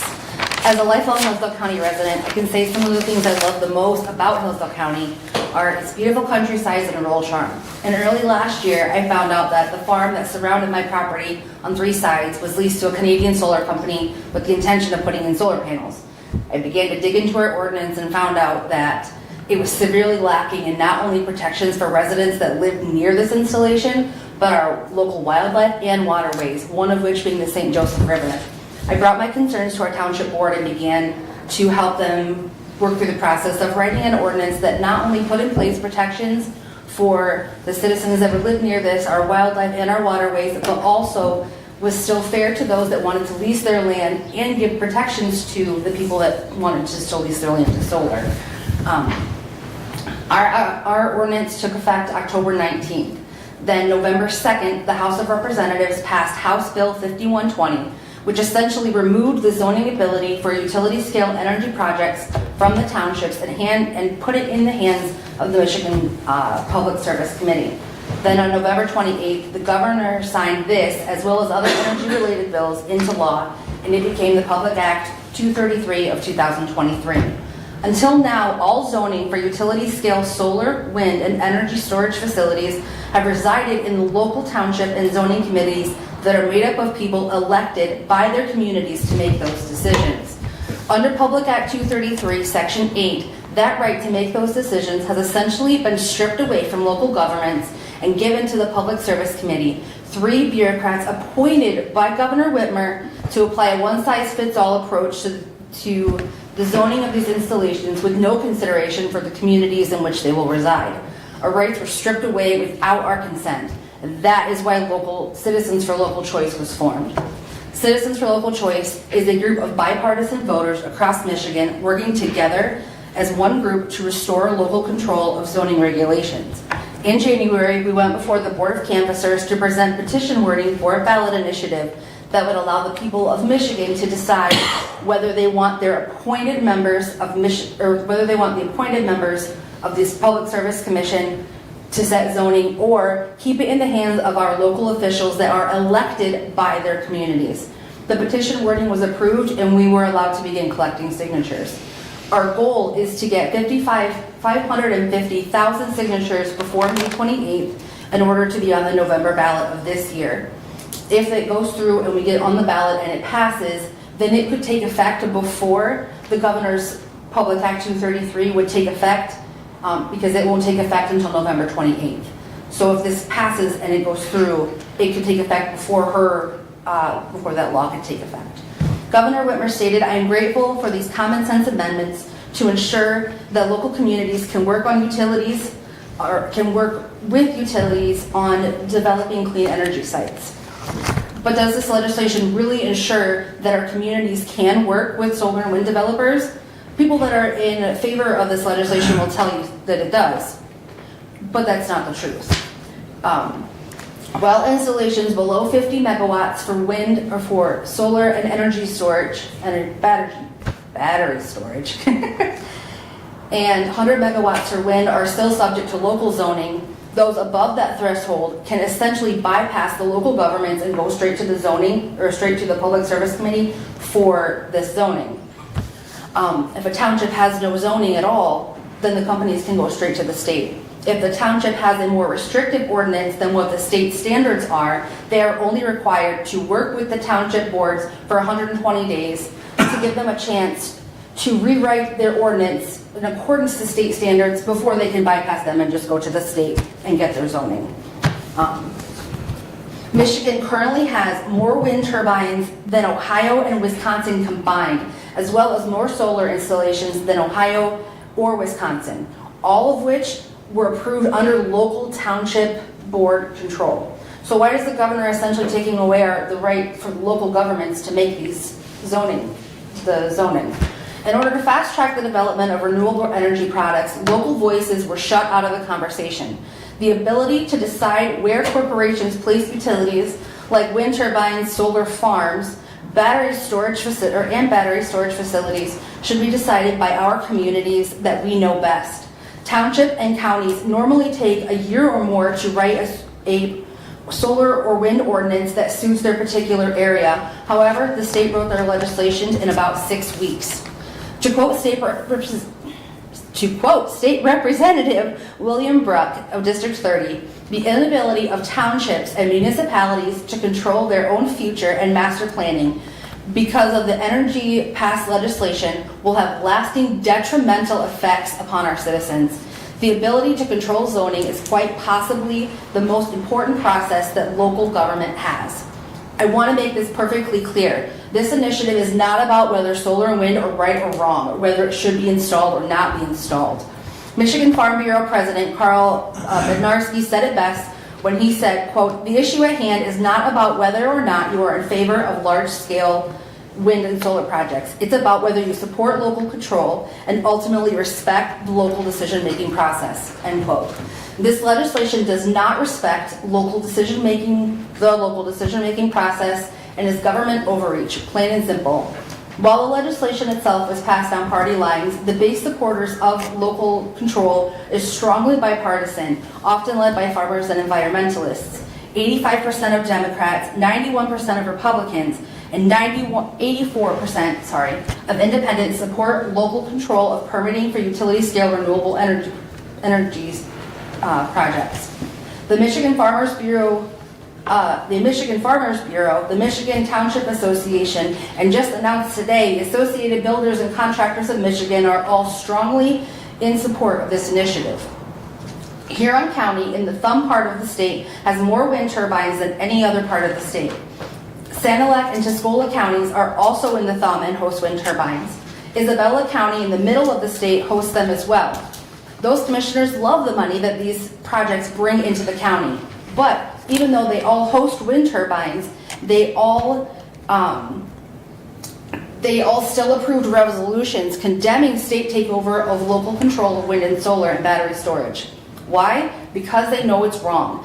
That is why Citizens for Local Choice is working to get this legislation overturned and back into the hands of the local townships where it belongs. It is important we get this initiative on the ballot so we can have a chance to even have a say in something that will affect us so closely. State Representative Rachel Smith of District 43 said, "The effort to bring major out-of-state companies to steamroll local control is shameful, and that's what is happening. Everyone who cares about their local community should support Citizens for Local Choice to get on the ballot and to vote for local control in the next election. So in closing, I strongly encourage you to join me and sign this petition. If we don't take a stand now, what will the state take next?" Thank you. Thank you. You're welcome. Thank you, Ashley. You're welcome. Any questions? So I don't know if Steve told you, but we did pass a resolution back in October opposing, and of course that's before it became a public act, but we were opposing the legislation, so we are on record as opposing it as a body. Yeah, he let me know. There's over 90 townships and counties in the state of Michigan that signed oppositional resolutions to the legislation, but they still passed The it. committee did not listen. No, they did not. And if I remember right, it was about a 9-7 vote to bring it out of committee to the House, which is not overwhelming. I mean, and most of those that testified to committee were not in favor. So, Yeah. so this is just, yeah, anyways. Steve, go ahead. So, looking this over and doing a little studying on it, and I spoke with another commissioner from the Thumb area yesterday. I have a template for a resolution for supporting this. However, before I bring it to the board, I want to run it past our legal team There's a little bit of controversy as to how far we can go with the resolution in this respect and what we can do for supporting it. So as soon as we get this through and pass our legal team, then I will be bringing forth a resolution in support for this organization in a legal manner, so we don't get in a jam one way or another. So that is my intent, and I'm going to pursue this as quickly as possible, because I think we do need to support this. It is a bipartisan issue. If the state takes this over, what are they going to take next? Because they will show, it will show and demonstrate that they do have the ability to take over. And that's what, I'm afraid that's what's coming. And if you look at what they're doing here, with what they're doing with all the township clerks, the extra workload, and speaking with the commissioner last night, they have the same thing going on in their area also with the clerks quitting, because they've just essentially assigned so much workload to them, they just will no longer take that position. So this is a slow process, it's a slow burn, and you've all heard the story of the frog in the boiling water, and I'm telling you, they're turning the water up. It's time to get out of the pan. So that's my report. I am in full support of Ashley and her group, and if anybody here would like to sign a petition, I'm sure she's got a place on the dotted line. Sure do. So thank you for your report today, and that's where I'm at right now. Any questions I can answer and try to. Any comments or questions for Steve? Quincy Schools, you want to talk about Quincy Schools? Quincy Schools, that's right. At the health department, they did bring, thank you, they did bring forth, they are investigating some of the issues that Quincy School is having with some of the kids with seizures and tics and some other issues. Seizures, tics, tremors, yeah. Neurological issues. Right, Yeah, neurological they're issues. having some health issues over there. Their preliminary inspection of the Quincy school didn't turn up anything that was alarming, and so they're digging in a little further. And now, as far as we know, there's been a couple incidents at Jonesville School as well. So they're looking at parity between what's going on there and trying to determine how they're going to resolve the issues there with those kids. So it is a big problem, and I don't know how many technical kids that were reported in Quincy, but it was enough to arouse, a concern. So they're looking into that, and we'll be looking forward for a little more reporting on that. The last press release I saw on it, which I think was Friday, there's been a survey sent to every single parent of a student. Yeah, correct. And they've been encouraged to fill it out to the best of their ability, Right. regardless of whether their student is affected or not. Right. So, Looking for parity. looking for, answers. Yeah. Exactly. Yeah. And there have been specialists hired to come in, test water, test air, numerous other things, so, yes. And I do know from talking to Bud Norman that the emergency management director, Tim, has been involved as well. So they're trying to complete the circle as far as getting everybody involved. But Yep. yeah, stay tuned. Yeah, stay tuned. Because right now there's no answers. Right. Yeah. Okay. Thank you. All right. Yeah, and from talking with Steve, sometime in the next meeting or two, he will try and bring forth a resolution that has discussed on the relevant issue. We just want to make sure we got our ducks all in a row on that one. So, anything else for Steve? Okay, I think, Brad, you're up. All right, I will start with my action item. 24029, the Honorable Board of Commissioners. We recommend to amend the County of Hillsdale Employee Handbook for the section titled Paid Time Off PTO, letter B. We recommend to add an exception under letter B as follows. With approval from their department head, employees may use up to 80 hours of future PTO accrued in year 2024 only. This exception is to accommodate employees who have planned time off based on the old vacation structure that the new PTO structure doesn't initially provide enough PTO for. In such cases, the amount of future PTO being used will be tracked. If the employee separates employment with the county prior to earning the PTO they have used, the PTO will pay back to the county from the employee's last check, and I would move for adoption. Support. So, just background on this, the resolution comes from management and personnel. We did have, after adopting the changes to the employee handbook and adopting a PTO policy, we had some employees that expressed concerns that they might not have enough time in their bank after that conversion for plans that they had perhaps paid deposits for, maybe with other family members, things along those lines. So consequently, the idea behind this is that it would advance up to that employee up to 2 weeks of additional time, which they would then, that time accrues. Looking at some of those that we have a number of employees that would accrue basically a day more than 8 hours for each pay period, so it would easily be paid back within the balance of the year. I think that this will probably be a front-loaded issue. The people that really that have anniversary dates that occurred in the first quarter of the year, and once we get beyond that first quarter, we probably will see zero people needing to take advantage of it, because number one, they have a surprising bank of time already once you convert it. They may not have vacation time, but they had sick time, which now can be used for anything because now it's just paid time off. But it specifically addresses those concerns. I did, in talking to one of my fellow commissioners, have a concern addressed regarding whether this was a discriminatory policy. I did forward to all of you, we did vet this past our Labor Council, and I did forward on to all of her response. This resolution comes directly out of that response, and so I would like to bring it again.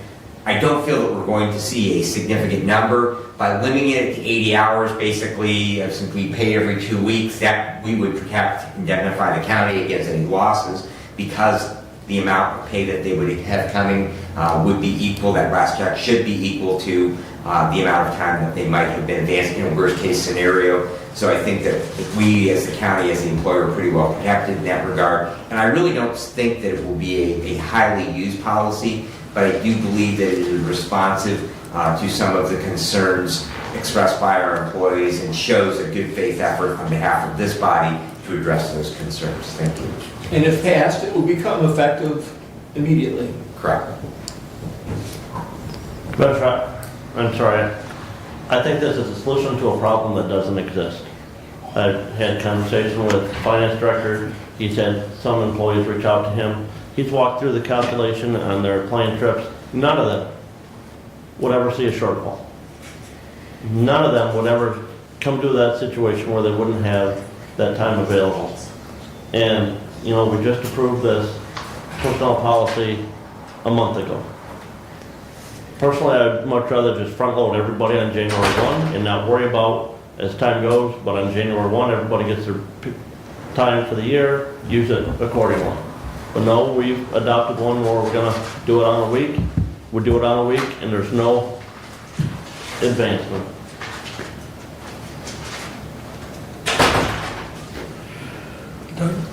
I would say that I've received some emails from concerned employees, and that this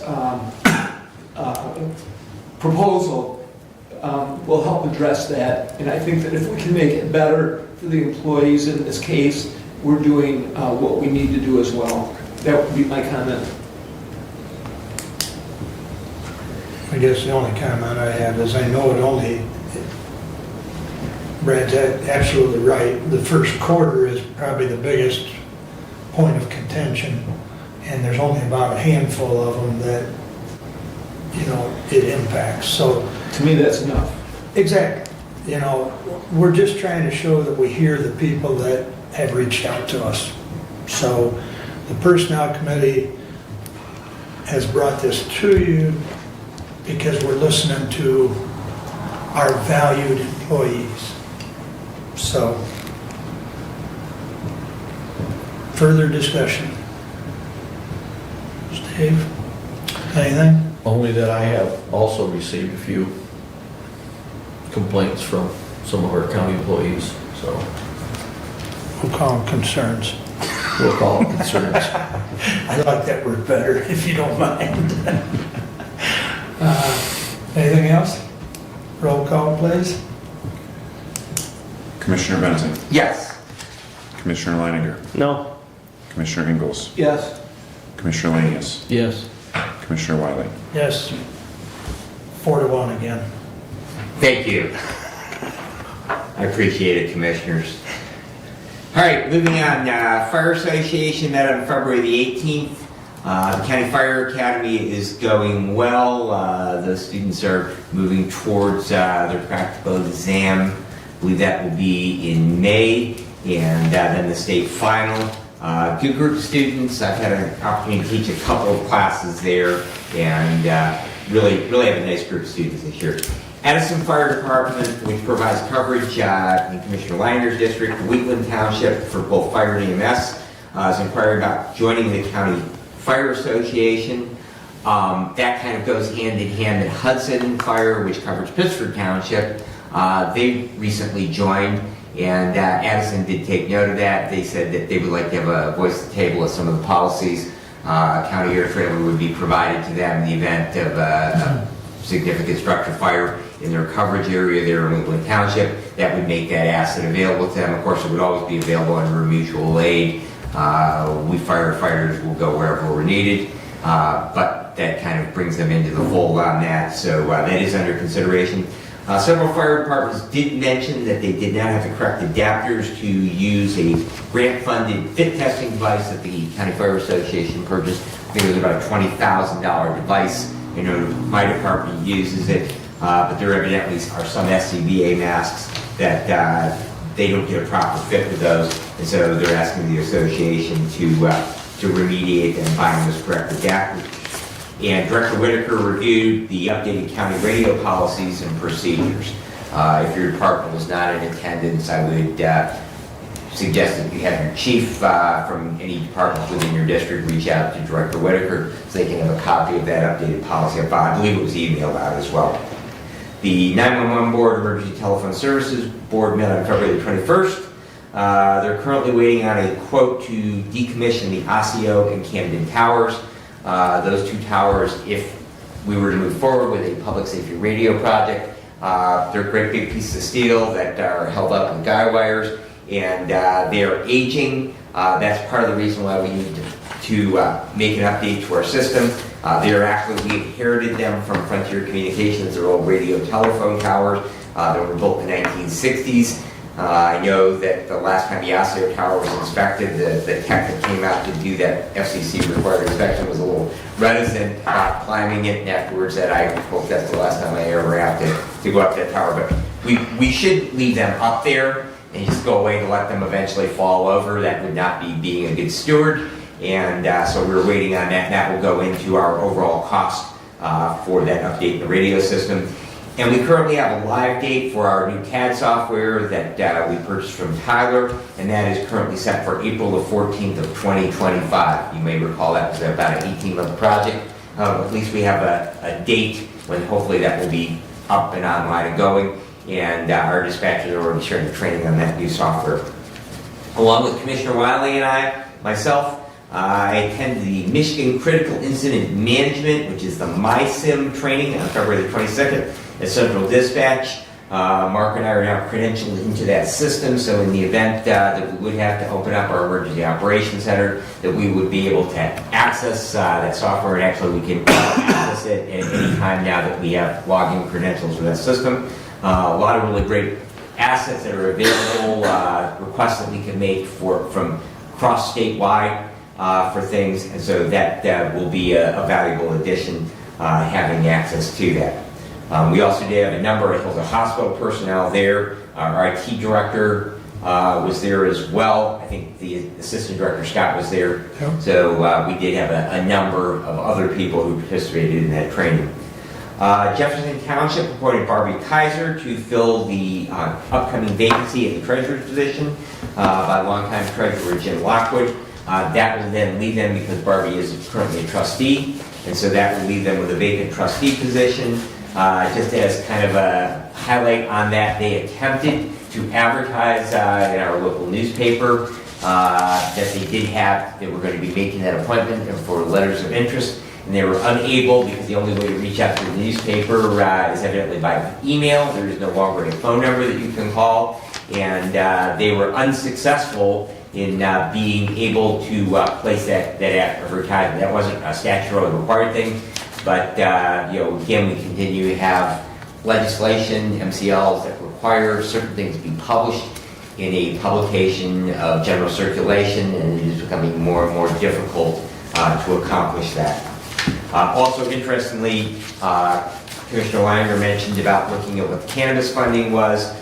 Jefferson Township, they will have a second licensee dispensaries opening up probably within next month in Pittsburgh, and they dedicate 100% of the revenues they get from that to their township roads. So they're putting in excess of over $100,000 a year in cannabis revenues towards repairs of their local road match. So that really is helping them a great deal there. The last item I have is a request to you. Previously, I have requested to use my conference dollars that are part of our board rules because there is, by approval of the body, beyond the MAC conference or the NACO conference, and I have made a request to attend the Active Sailor Conference, which I think Commissioner Ingalls is going to talk a little bit about. But I would like to request from you the ability to attend the Great Lakes Homeland Security Conference on May the 7th in Grand Rapids. Registration for that conference is $400 and hotel cost is $146 a night. I would cover my mileage, my travel expense, taking my personal vehicle, any meal expense outside of that covered by the conference. And I think that would be an excellent in my role as public safety chair. There's a great deal of information. Of course, cyber attacks continue to be a huge security concern. There will be some presenters on those. And I think that it's an excellent opportunity, and I would like permission of this body to use my conference dollars to do that. I'm good with that. I'm good. Technically, we need a motion. Would you make that motion, Mr. Budget Chair? That's to attend what conference again? It is the Great Lakes Homeland Security Conference. Move to allow Commissioner Bessing to use his conference funding to attend the Great Lakes Security Conference. Support. Thank you. When was that again? It is May the 7th through 9th. Okay. And I will get you the information on that. Thank you. Very good. Do you need, Who seconded that? I just Steve, are you gonna do your own registration? I believe that you can register without payment and then get an invoice for the conference registration. The lodging is a separate, and so I get the information to the clerk. There's two hotels that they have, and unfortunately, the JW Marriott, if I had known the exact dates, I could have reserved it and spent less dollars on a hotel, but they locked it as soon as the registration opened up for the conference. They locked it, and you could not get the government rate at that facility. So, unfortunately, I was unable to get that savings for the county. Okay. But we won't pay tax if I have the county do it. Right. Okay. Any further discussion on the motion? All in favor, signify by saying aye. Aye. Opposed, same sign. All right. Again, thank you. Any questions? Any questions for Brad on his report or anything else? All right, Doug, you're up. Thank you. I'll start with the Active Assailant Conference. The information is in our packet. The pre-conference is Wednesday, June 5. Pre-conference to include critical incident considerations for elected officials, plus a variety of other topics. Fee for the pre-conference is $100. The deadline is April 30. Registration and payment are through HUVA, which is an online, and I would like to attend as well on that June 5 day. The cost that I'm asking for is the pre-conference registration of $100.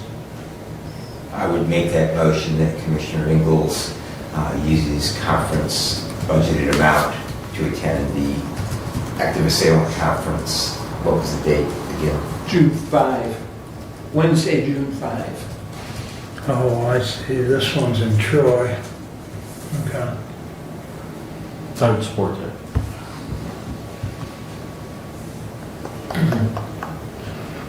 Okay. Any discussion on the motion that's on the floor? Just add, it's an excellent conference, Commissioner. I have attended several times, not just the pre-conference. There was a significant amount of information for elected and appointed. They also have a separate track for school officials, and it really is a great deal of very good information, as well as the full conference for the 2 days that follow it. Mhm. Okay. Anything else? All in favor of allowing Doug to use some of his conference money to attend the Active Assailant Conference, signify by saying aye. Aye. Opposed, same sign. All righty. We saw terrific pictures today on the courthouse. We will have a courthouse update. Brian Lackey from Renaissance will be at our first meeting in March with a progress report. Chairman, that could be under my committee or as a standing order. I think it's been in your committee in the past, so. Right. That's fine. We'll leave it in your committee, please. That's fine. Thank you. I attended a Hillsdale Township meeting. Big information is that they have approved pagers for the fire department, and they are in process to replace their zoning administrator. That's for Hillsdale Township. In the city of Hillsdale, flashing lights are to be installed at the Hallett Street Bridge where the railroad tracks are. There's a planned rebuild scheduled in 2026. The lights are to come soon.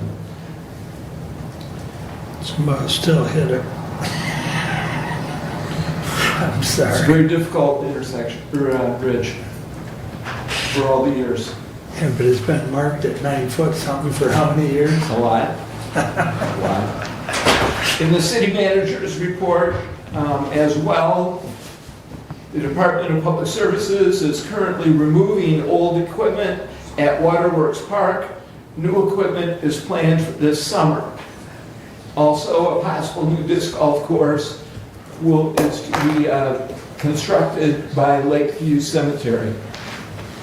I attended the River Raisin Watershed via phone, and that was last week. The presentation was from a group of students on water quality of the River Raisin.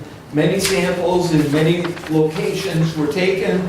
The results are all similar or improved from last year. Other general business discussion regarding dues. They did acknowledge that Hillsdale County has paid their dues. Also, future meeting presentations. They talked about election of officers and meeting dates throughout the course of the year. At the Road Commission, the manager's report did discuss the Hot Creek Bridge. Eagle has approved the same or similar basic structure footprint. They are looking into a timber bridge that is moving forward. It's a 20-foot structure that should be under $400,000 with cost shared with Allen Township. And that is moving forward and it is expected to be completed this summer.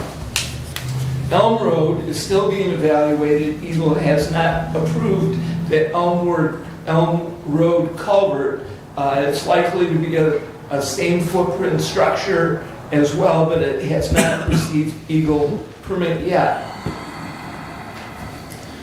There's much discussion at the Road Commission regarding signs of caution in the Amish areas, Camden Road in specific, due to the increase in traffic with the detour routes and especially this time of year with the influx of lake people. They're trying to determine the number of signs needed. The road commission is working with the Amish community to try and find the number of signs and the correct placement of signs for the safety of the Amish buggies. We did have a meeting, as Drain Commissioner Ward talked about, with residents at Wildwood Drive. They had neighborhood residents. In addition, the Drain Commission was present with legal counsel, City of Hillsdale, with their DPS. Road Commission had the road manager and the road commissioner was here. The Hillsdale Township Supervisor was here, and 2 commissioners of the Board of Commission, both myself and Commissioner Benzine, in attendance. Great discussion, no resolution in the body. It was very helpful to have all in the room to hear all of the comments. They have been made individually. Collectively, it was a very positive conversation. The residents will meet with Hillsdale Township, and that's where it stands at this time, that they will go to the township. I attended via Zoom the Michigan Works Southeast orientation. It was a description of board member duties. As we all know, the consortium is a 10-member body with 2 from each county: Hillsdale, Lenawee, Jackson, Washtenaw, and Livingston counties. The consortium serves as the grant recipient and fiscal agent for the workforce funds. They review and approve budgets. They conduct oversight of programs, approve plans and agreements. They enter into contracts, leases. They acquire property as needed, hire employees for workforce programs. They also describe the Workforce Development Board, which is a separate body of members, 28 members, with 51% coming from the private sector. Also on the Workforce Development Board, 4 education, 3 organized labor, 3 community-based, 2 economic development, and 1 vocational rehabilitation. The Developmental Workforce Board sets policies and priorities. They also provide ideas for programs. Interesting note that I found at that from Shamar in his presentation was that 37% of workers travel more than 30 minutes to work. 15% travel more than 60 minutes to work. That would be going out of county, coming into the county. In the region, it's 30 minutes that 37% drive to work. So we do have a mobile workforce. That was the message. Material management. Last week I attended the virtual Michigan Materials Management Conference. The state of Michigan is shifting from a waste disposal plan to a materials management plan to ensure that managed materials, such as the recyclables, are sustainably managed to achieve benefits to the economy, communities, and the environment. By statute, Act 451, Part 115, the Department of Eagle, which you'll remember is the Environment, Great Lakes, and Energy, shall ensure that each county has an approved materials management plan. In accordance with statute, Eagle initiated the materials management planning process on January 8 of 2024. The County Board of Commissioners shall submit the notice of intent to Eagle for creating a materials management plan by July 6, 2024. In addition, the County Board of Commissioners shall notify municipalities in the county its decision on submitting the notice of intent to file a MMP. Our to-do list currently is to contact adjacent counties for possible collaboration, create the county approval agency known as the CAA, which can be the Board of Commissioners. It can be the Board of Commissioners and all of the municipalities in the county acting jointly, or it can be a regional planning agency. The CAA identifies the designated planning agency, which is the DPA, the primary government resource in the planning area for the administering and developing of the MMP. Also, we need to engage in planning discussions and watch the MMP website for resources to guide in planning. The website is very complete. They are adding documentation and processes to be helpful as they get them ready to go. You know, the program is not totally ready to go. It is moving as we speak, so to speak, with additions and links and information.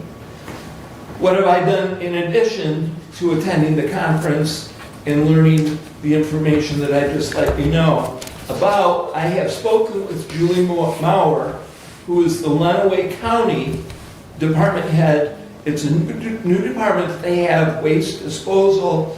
Julie was brought on board in Lenawee County in November and is a part-time employee trying to ferret and work through the process of developing the MMP. Lenawee County is ahead in their recycling programs to what we have here in Hillsdale, but they are moving forward as well.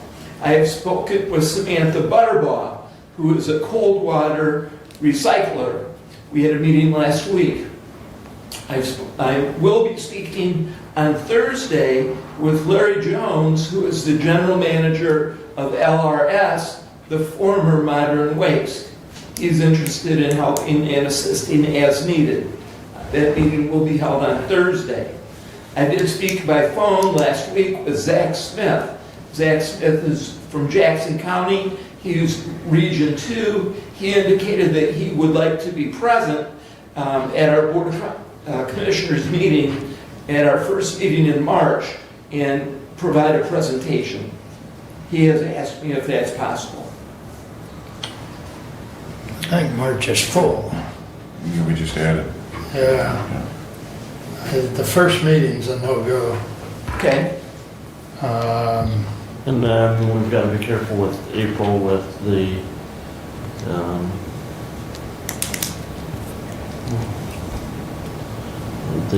equalization report becoming. And the 9th, and that might be medical examiner too.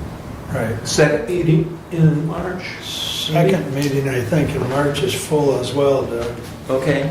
So I guess the point is that we need help in doing this plan. We are in the information gathering stage, so that at some point we need to establish a notice of intent if we are going to create our own materials management plan, if we're going to collaborate with another county, or if we're going to do none of the above and let the state write the plan for us.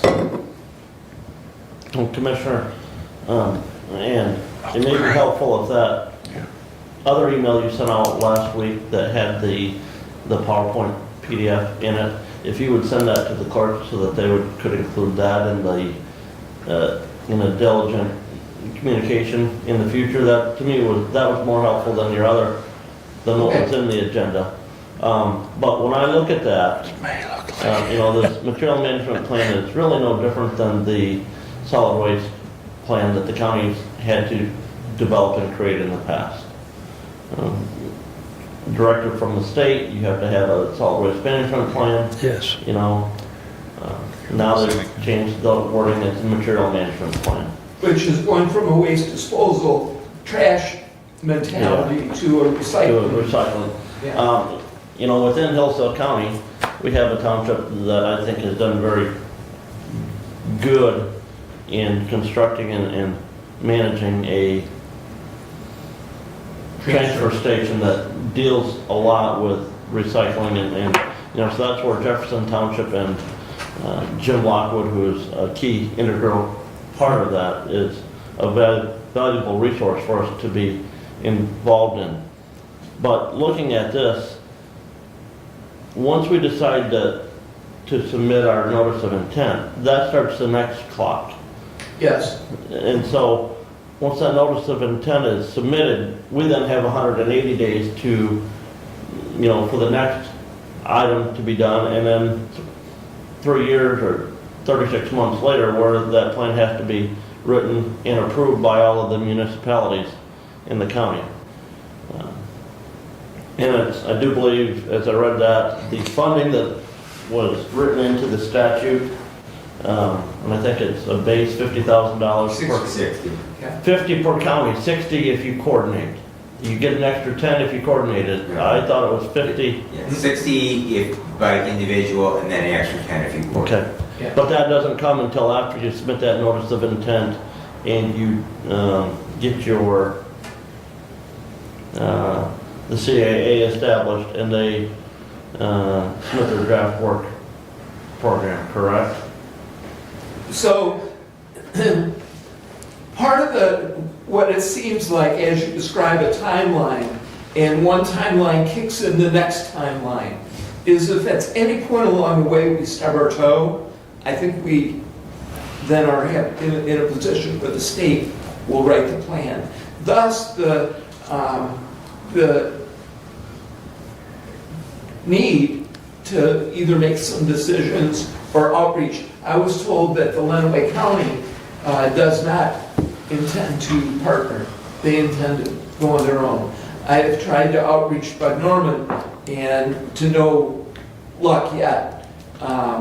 There are other possibilities that could happen, and there may be a way to convince another county to collaborate with us. If there's a collaboration, then the 60,000 becomes 120, which becomes plus 20 more. So now you've got some money to work with, and that is very favorable to writing a plan. But if we don't move, then the time shortens to the point where it becomes very challenging. But there's also additional funding written into that on an annual basis on a per capita That was basis. the ongoing. Yeah. Yes. Right. So you have to remember, when you partner with other counties, you're also doubling the workload of the materials management. In other words, you don't have garbage from one county now, you have garbage from 3 counties now. So that's an issue that you talk about the funding being appropriated accordingly. Does it really add up that way? You know what I mean? And the other thing that I noticed in this whole process here, it looks to me like the state or Eagle is, without question that I know of, is demanding what it looks like to be a 9-person council. Yeah. Which we've already created. Okay, so do, where do we get all these people? We have to get those, we have to solicit those. Again, very similar to the solid waste plan that was adopted by the county in 1999. I was going to say 2000. It was actually formally approved by whatever Eagle was at that point, DEQ, I believe, at that point, in 2002. So correct me if I'm wrong, but these individuals that carry these positions on this committee have to be certified by the state, am I right? No. No, they're appointed by the Board of Commissioners. They have to meet certain criteria, but in other words, there has to be a refuse hauler, there has to be a recycling program, there have to be a natural resources, much like we have other bodies that we have under statute, like in the Planning Commission, the state planning ordinance says we have to have certain positions on our county planning commission as part of our planning ordinance. From what I thought I read, and maybe I read it wrong, they were requiring some kind of licensed person in each position. No, to be a specialist. The recycler already has the license. We need to find the recycler that will fit the committee. And Mike, thank you. Since we have a meeting already, we've tentatively penciled in with Kim from Lenawee County because we're supposed to get with her after the 1st of March. She had plans to be gone. Right. I think it would be an excellent opportunity for us to broach the subject of a comparable cooperative agreement, as much as we have with the ME, since we already have a similar. They're already a bit ahead of us in that regard. Since they funded it as a part-time position, I think there's opportunity there with the funds that we could bring to the table to make a good argument. Also, to Branch County Commissioner, Mr. Norman is retiring later this year. They are in a search process, so I'm sure that he probably, is a little hesitant into getting into, any new agreements. But I think that, the opportunity, once we accept the challenge from the state, and it starts that 180-day clock ticking. And we might want to wait as long in the process of accepting, signing that letter of intent, maybe till June. So it does start that 180-day clock later in the process.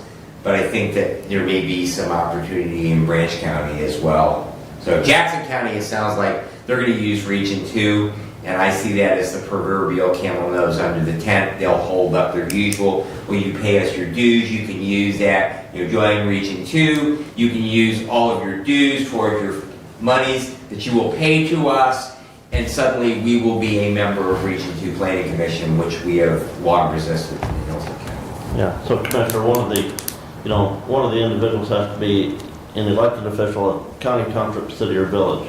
There's no Right, there's no licensing right.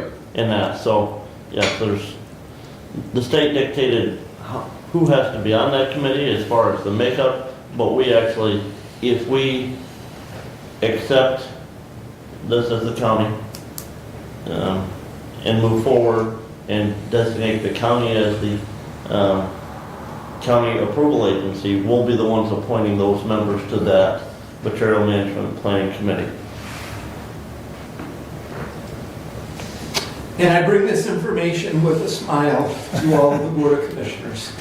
Well, do you still want this individual that you indicated from, Jackson County? I think we are in the information stage, and as Commissioner Benzing said, the later in the process, the later it starts our 180 days. And I think it doesn't hurt anything to listen to a guy. And if I can get back to him with a date, that would be... May 14th is the earliest I can plug him in. Alrighty. If he can make that work, we'll pencil him in. What was his name, please? Zach Smith. Thank you. And his title? Don't know. Oh, okay. But he is with Region 2. He's an employee of Region 2. Yeah. Okay. He's got a boss. I don't know what Zach's title is. Okay. But Zach did reach out to me. He attended the materials management conference as well. And just as a little side note, the attendees were all listed. I was the only Hillsdale County person. There were 3 or 4 from Lenawee County. There were none that I could tell from Branch County. Okay. Well, And a handful from Jackson County. we can certainly, put him on standing order for May 14th if he can make it. I will tell him. Thank you. Yep, okay. That completes my report. And just another note here, and Commissioner, and I don't know the date on this. One of the state's goals on this material management plan, and this is laid out in those slides, is a 45% recycling rate for the state of Michigan. 45%. Recycling. Yes. And part of this is we have to have a county-wide recycling plan and produce a county-wide recycling guide. That is one of the duties of the Material Management Planning Commission. Okay. More fun to come. I recycle a lot of stuff in my compost pile. Well. Anyways, we can have more discussion on that later. Thank you. Where am I? DHHS had a little kind of cheese and cracker lunch with fruit and whatnot for Laura and I before our meeting. She is retiring the end of this month. They are still interviewing candidates to replace her. And Vicki Henshaw is in the final round of interviews. So Vicki may be taking that over, we don't know yet. But the state is, of course, in charge of doing those interviews for that position. Let's see, medical care, there's actually, in your correspondence, it's probably my fault, or I'll take the blame. DHHS request ballot language letter. If you click on that, it is not DHS, it's medical care. And they have, please look at that. It's every 6 years we have to put, well, we don't have to, but every 6 years we've been putting it on the ballot. 0.6 mils to offset maintenance of effort. It's annually, excuse me, it's been annually assessed, and roughly about, according to Terry's sheet here, I think it says it roughly comes to about $67,000 a month is what it generates, according to his rough numbers. 0.6 mils, according to the sheet he gave me, has been on a $100,000 home about $30 a year. So, but we've got, and I know Brad and I were talking about this, I really can't bring this to the board as far as approval for the ballot language until Nick can take a look at it and make the final adjustments. I did want to get it in front of you because it is something that we've had on there every 6 years. It is critical for operation of that medical care facility. So take a look at that if you would, please.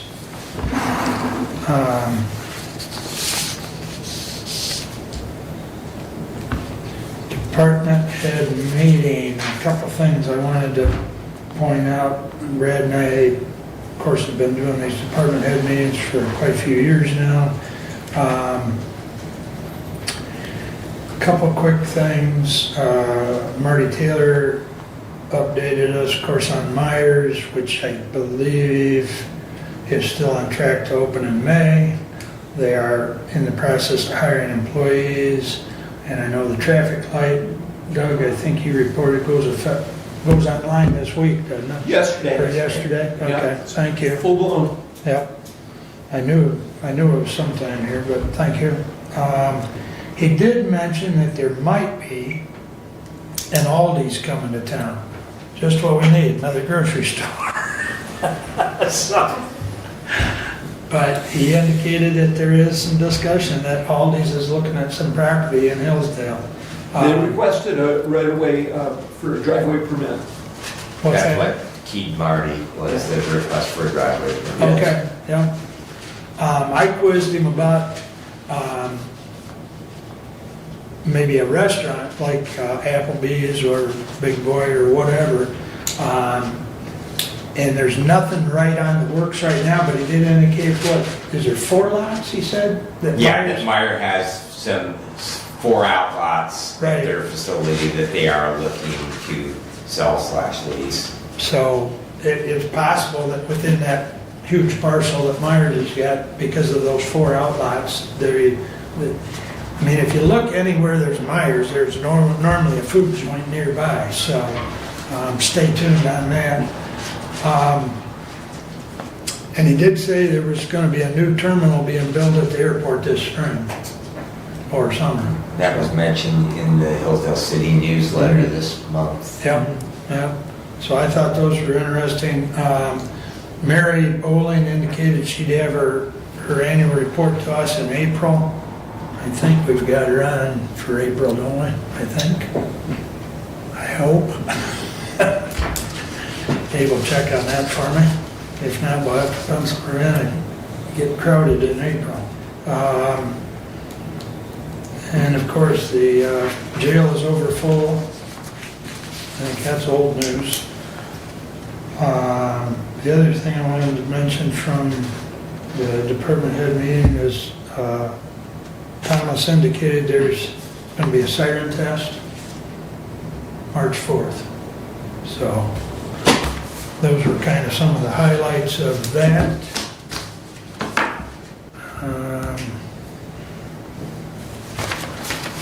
And last but not least, I sent to you, and I also handed around the table. This kind of came about late in the day, or late, it came about yesterday, period, and it got to me late because of, partly because of my own busyness. And so I bring it before you. It's a letter supporting Lifeway's attempt to reach out to Senator Stabenow for some financial assistance, and please correct me if I'm wrong, Shannon, as far as establishing our new location in Hillsdale. Thank you. So simply put, this letter, I'm asking for your permission, if you will, for me to sign it as board chair, put our letterhead on it, and it simply states that we're supportive of Lifeway's efforts to service the population of Hillsdale County and in their pursuit of financial assistance for building a location. So I will make that motion to have the chair sign the letter of support for Lifeways. And I'll support it. Thank you. And I would just like to comment, Shannon, just, and I'm sure, you know, it's not a purposeful thing, but this is the second time that we've had the night before a Board of Commissioners meeting, received a communication from Lifeways with very, very little time for anyone to do any individual research on it. And I would just hope in the future, I'm going to vote today. I made the motion, and I'm going to vote to support this because I do support the mission of Lifeways to the population they serve in Hillsdale and Jackson County. But I really would encourage strongly that whenever there is something to come before this body, that it could possibly get to us. Our meetings are planned a year in advance, and if we could get to them so they could be included in our packet so we could at least have the weekend to look at them. Thank you. Can I respond? Yes, you may, Shannon. Okay. So what I will tell you, this came about Friday. A representative from Senator Stabenow's office reached out to Mary Beth. And so I'm not she spent the weekend doing some research and then sent the request over yesterday. Right. To commissioners, to the judges, to a number of people. I will definitely take that feedback back, but just for understanding of the timeline, she got called Friday at like 10 o'clock in the morning. And I do understand, but like I say, it just comes back to back. Yeah. The last time we had a proposal to sell you the building out there, and we got that literally the night before. So it two in a row, it rankles enough that I just have to bring that up. So thank you. Absolutely. And I do know my communication with Mary Beth is this was all very fluid. I mean, this letter was being worked on during the day yesterday and trying to find out the nuances, if you will, to make it all click.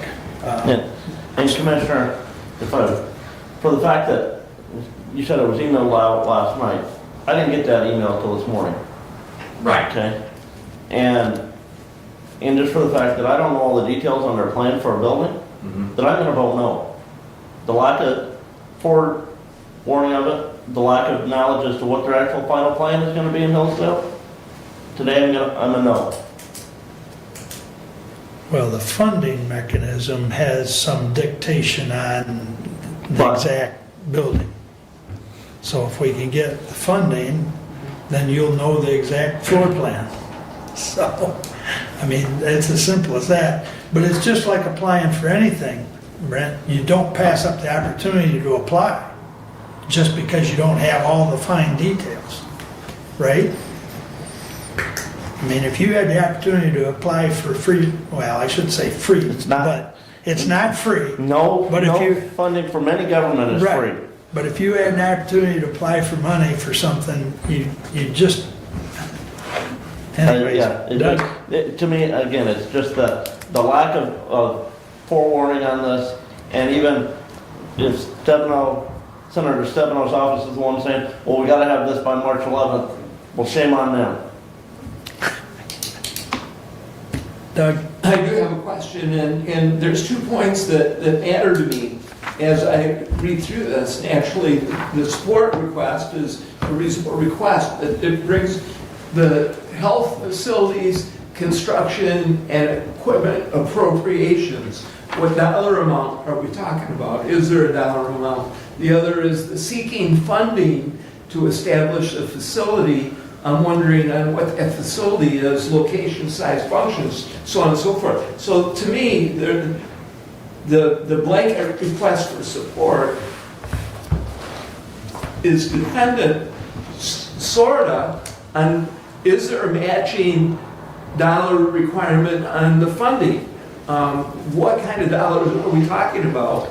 Those questions, to me, and if we get the information ahead of time so that we can ask our questions, gives me more confidence in voting today. So what dollars are we talking about, I wonder? Shannon, do you have an answer on that? I don't have a firm answer. I know when I talked to her on Friday, it was a couple $1 million. That would offset the total cost of a build or a remodel. I don't remember exactly how much it was, but it was a couple million. Okay. And has the decision been made to, on the facility itself, is it the current location? Is it a new location? Is it in the realm of the property that the county has? Is it other property? I don't know these things. Well, I don't think that is necessarily Matters. germane to requesting the couple million, because that's supportive money to the overall project. And as far as your question, as far as the discussion by by Lifeway's facility committee, that it's very much ongoing. There was discussion, 2 weeks ago at facilities and at finance, and I believe some of that, I'd have to look back, I believe some of that was going forward to the full board, which unfortunately last week we didn't have quorum, so we couldn't take any action. So are we closer to having a decision? I would say yes, but it's still fluid. This is simply a request to Stabenow's office to get a portion of the money that we overall need. It is $3 million, Okay. and there's no matching. Amazing capability of text. Okay, so that answers part of your question. It's $3 million and there's no match. So, Okay, so if you don't get our blessing on this, then what happens? well, she'll still send the request in. It's just that, like Shannon indicated, they've reached out to both Jackson Board, Hillsdale Board, judges, etc. And so you're providing supportive letters for the request. And if you don't vote in favor of me signing this, then our name just won't be in the hat as supporting it, which I think it's critical that we all get on board and be supportive. I mean, if we can get that $3 million, it's $3 million we don't have to bond or borrow or whatever. So, any more discussion? Motion by Brad and supported by me was to sign this letter of support, and we will do a roll call, please. Commissioner Leininger. No. Commissioner Engels. Yes. Commissioner Lanius. No. Commissioner Wiley. Yes, Commissioner Benson. Yes. passes 3-2. Thank you, gentlemen. We will get it put on the letterhead. I'll have Abe do that, and then I'll get it signed so that we can get it, we'll scan it and send it off to Latrell, I would assume? Shannon? Yes, please. Okay, thank you. All right. And that is the end of my report, unless somebody has a question for me. I do have a question, Mr. Chair, and that is that one of our fellow commissioners requested that we might perhaps, if we don't already, record the department heads meeting in order that they might be able to view that file, but yet not participate in it, and therefore create any nexus with a quorum of the board present on that meeting, but he couldn't record it. And so, since I will talk to David on that. I don't see that that's a problem, and it can probably be put in. We'll figure out how to make it available. Might even be able to just email it out. I don't know. We'll see how that, yeah, I'll talk to him. very good, thank you. Not a problem. I mean, some of that is pretty good discussion, as you and I both know, so. All right, anything else? That brings us back around to public comment. Go ahead, Kelly. I think Bob's joined us, is that right? Kelly Mapes, 5151 Weston Road. So as we just hear about like a new building possibly, I just want to say that hopefully this will be the opportunity to help the county no longer bleed for money. And I hope with that, since it's evident that the health department pays $12 a year for their property, that over a 20-year time period with no rent, obviously that's the special agreement, and that is payment for the building. Now I'll move on to the radio towers. So there's been conversation and communication about where the placement of towers are going to be. I know it's going to be on the ballot. So my question is, how many towers? How are they properly chosen? What's the rent? Can we put it on county properties so that'll bring rental income back to the county? Because it's quite obvious this group doesn't care about rental money coming back to the county, but I as a taxpayer do. So $500-ish a month, $60 a year. If you have 5 towers, that's quite a bit of money. And if we're not going to follow our policy, I'll take one on my property and take $5,000. Next thing I want to talk about is you talk about garbage. I would like any way that you guys can try to eliminate costs with garbage. People already can't afford their rent. If you drive down the dirt roads, people are dumping garbage everywhere. But it really should be at a cost that people can afford. And then rent. So I've heard a lot of conversations about rents, $800 to $1,500. People can't, afford rent. Well, as my taxes just went up, my assessment went up $57,000. My husband's gonna increase our rentals by $250 a month to make up for the differences that you all want to do. So the sad part is I've got a single mom with 3 kids that have been able, my husband's rented to for many years. She'll probably, I hope she can do it. If not, there's nothing we can do either as landlords. So I want you to consider that because that's what's going to happen. And then the next step's going to be, as we're lacking housing, so I talked to a gal in Lansing about the immigrants. I said I could house 100 of them on my property, and I'll walk right away from that property, and I don't care. I'll give them all tent space. And then the other idea would be to have a trailer park, so we'll just have another, trailer park. But those are just some ideas as they want to raise my tax assessments, $58,000. Have a good day. Thank you. Anyone else wish to address the board? I'm over to get up. Good to see you back, Mark. Thank Hope you. everything's well. We're not finished bitching at you, so I'm glad you're back. Don't mean to make a swear word of it. Mr. Ingalls, you had attended the road commission, and I think that, to administer, not to say the graveness of the discussion, the raises that took place. I think, you need to address a little bit more in the discussion that there's just too much fluff. Mr. Benzing, I made a phone call to try to get you to return that call. That's the 800 megahertz. And I had to go other places to try to get generalized information about the 800. I know you're well supportive of it. I've looked at all the ambulance services as well as the fire departments and trying to gather a little bit of information. It's done good. As far as where I see it going is the back pockets. The back pockets, I don't know who your friends are or what your indications of where it'll be in the future and who's benefiting from this. So that was an indicator that I need to say absolutely no and try to encourage everyone, no, unless we can get something that the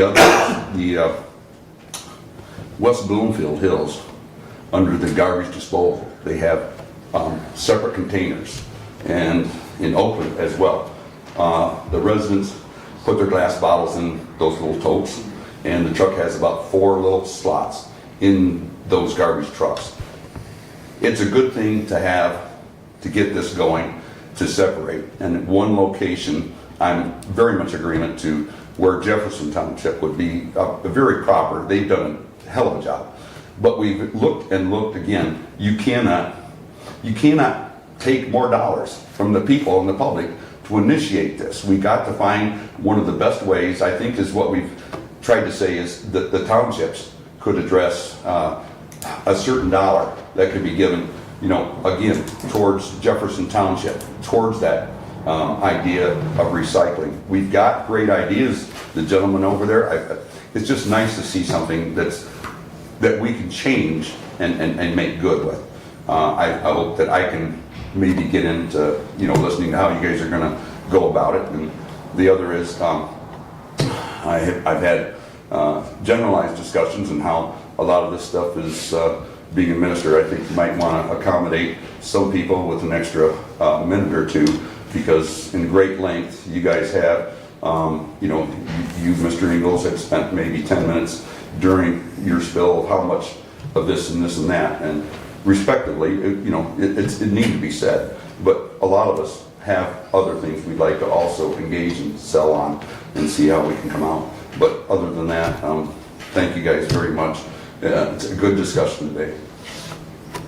Thank you, Bob. Careful, Bob, careful. Good to see you. I don't know what that was. Somebody left the briefcase back here. Anyone else wish to address the board today? All right, thank you. Additional business, Steve? I'll be on a jet plane in the morning for California. California bound. Yeah, but there is one thing I want to touch on, Doug. What Doug mentioned about the park equipment being removed. I was on the crew that installed a lot of that park equipment. I worked for Game Time Litchfield in 1975, and I've got some stories to tell about some of those engineers and some of the testing stuff we did out there. So it's kind of sad for me to see that stuff torn down, but it served its life expectancy. But I will continue to pray for each one of the board members, each one of our constituents in the county. I think we need that more and more every day as our society shows more and more. So with that, that's all I have to say. Thank you. Commissioner, one thing I forgot to bring up during your report is I was asked by a township supervisor what's happening with the aquifer study. I don't know if you've had any meetings down in... I have reached out 2 times for some kind of a calendar as to when we're going to meet, and I have no response. Okay. So the last contact I had was an inquiry about where the $1.5 million went for the study, and I haven't heard anything back yet. So I'm sure I will have some feedback from it. And Commissioner, I do know that there was some contact from Eagle with the village of Waldron looking to purchase water for their drilling units to use in creating their slurry for drilling some of the test wells that they wanted to drill in Michigan. But I haven't heard. That was on the last schedule of events that I saw at our last meeting, which was last August. And I've not seen any drilling happening down Two, that Amboy Township did approve at the property where the township hall is located for 2 test wells to be located there. They did that a couple months ago. There was, as But I I, have not seen any, or heard anything more that they've actually put those wells down. as I recall, there was 6 test wells to be put in Hillsdale County, in the southern part of the county. And one final thing, today is February 27th. The chief deputy clerk would remind us that it is an election day for the presidential primary, and we all as U.S. citizens who are over the 18 and above have a civic duty to go and vote. Go and exercise your civic duty and responsibility.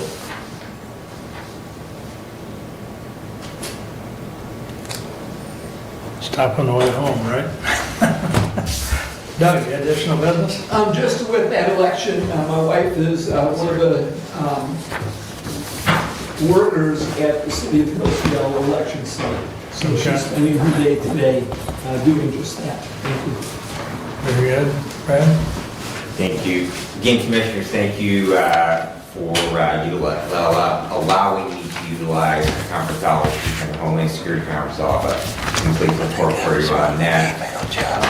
Good lively discussion, and I know, thank you, Commissioner Ingles, for all of your work on materials management. I know in the short amount of time that I spent, it's daunting. So I really do appreciate all of the work that you've put into that. So we will continue to move forward with that project. So appreciate it. Thank you. I don't really have any additional business other than adjourn. All right.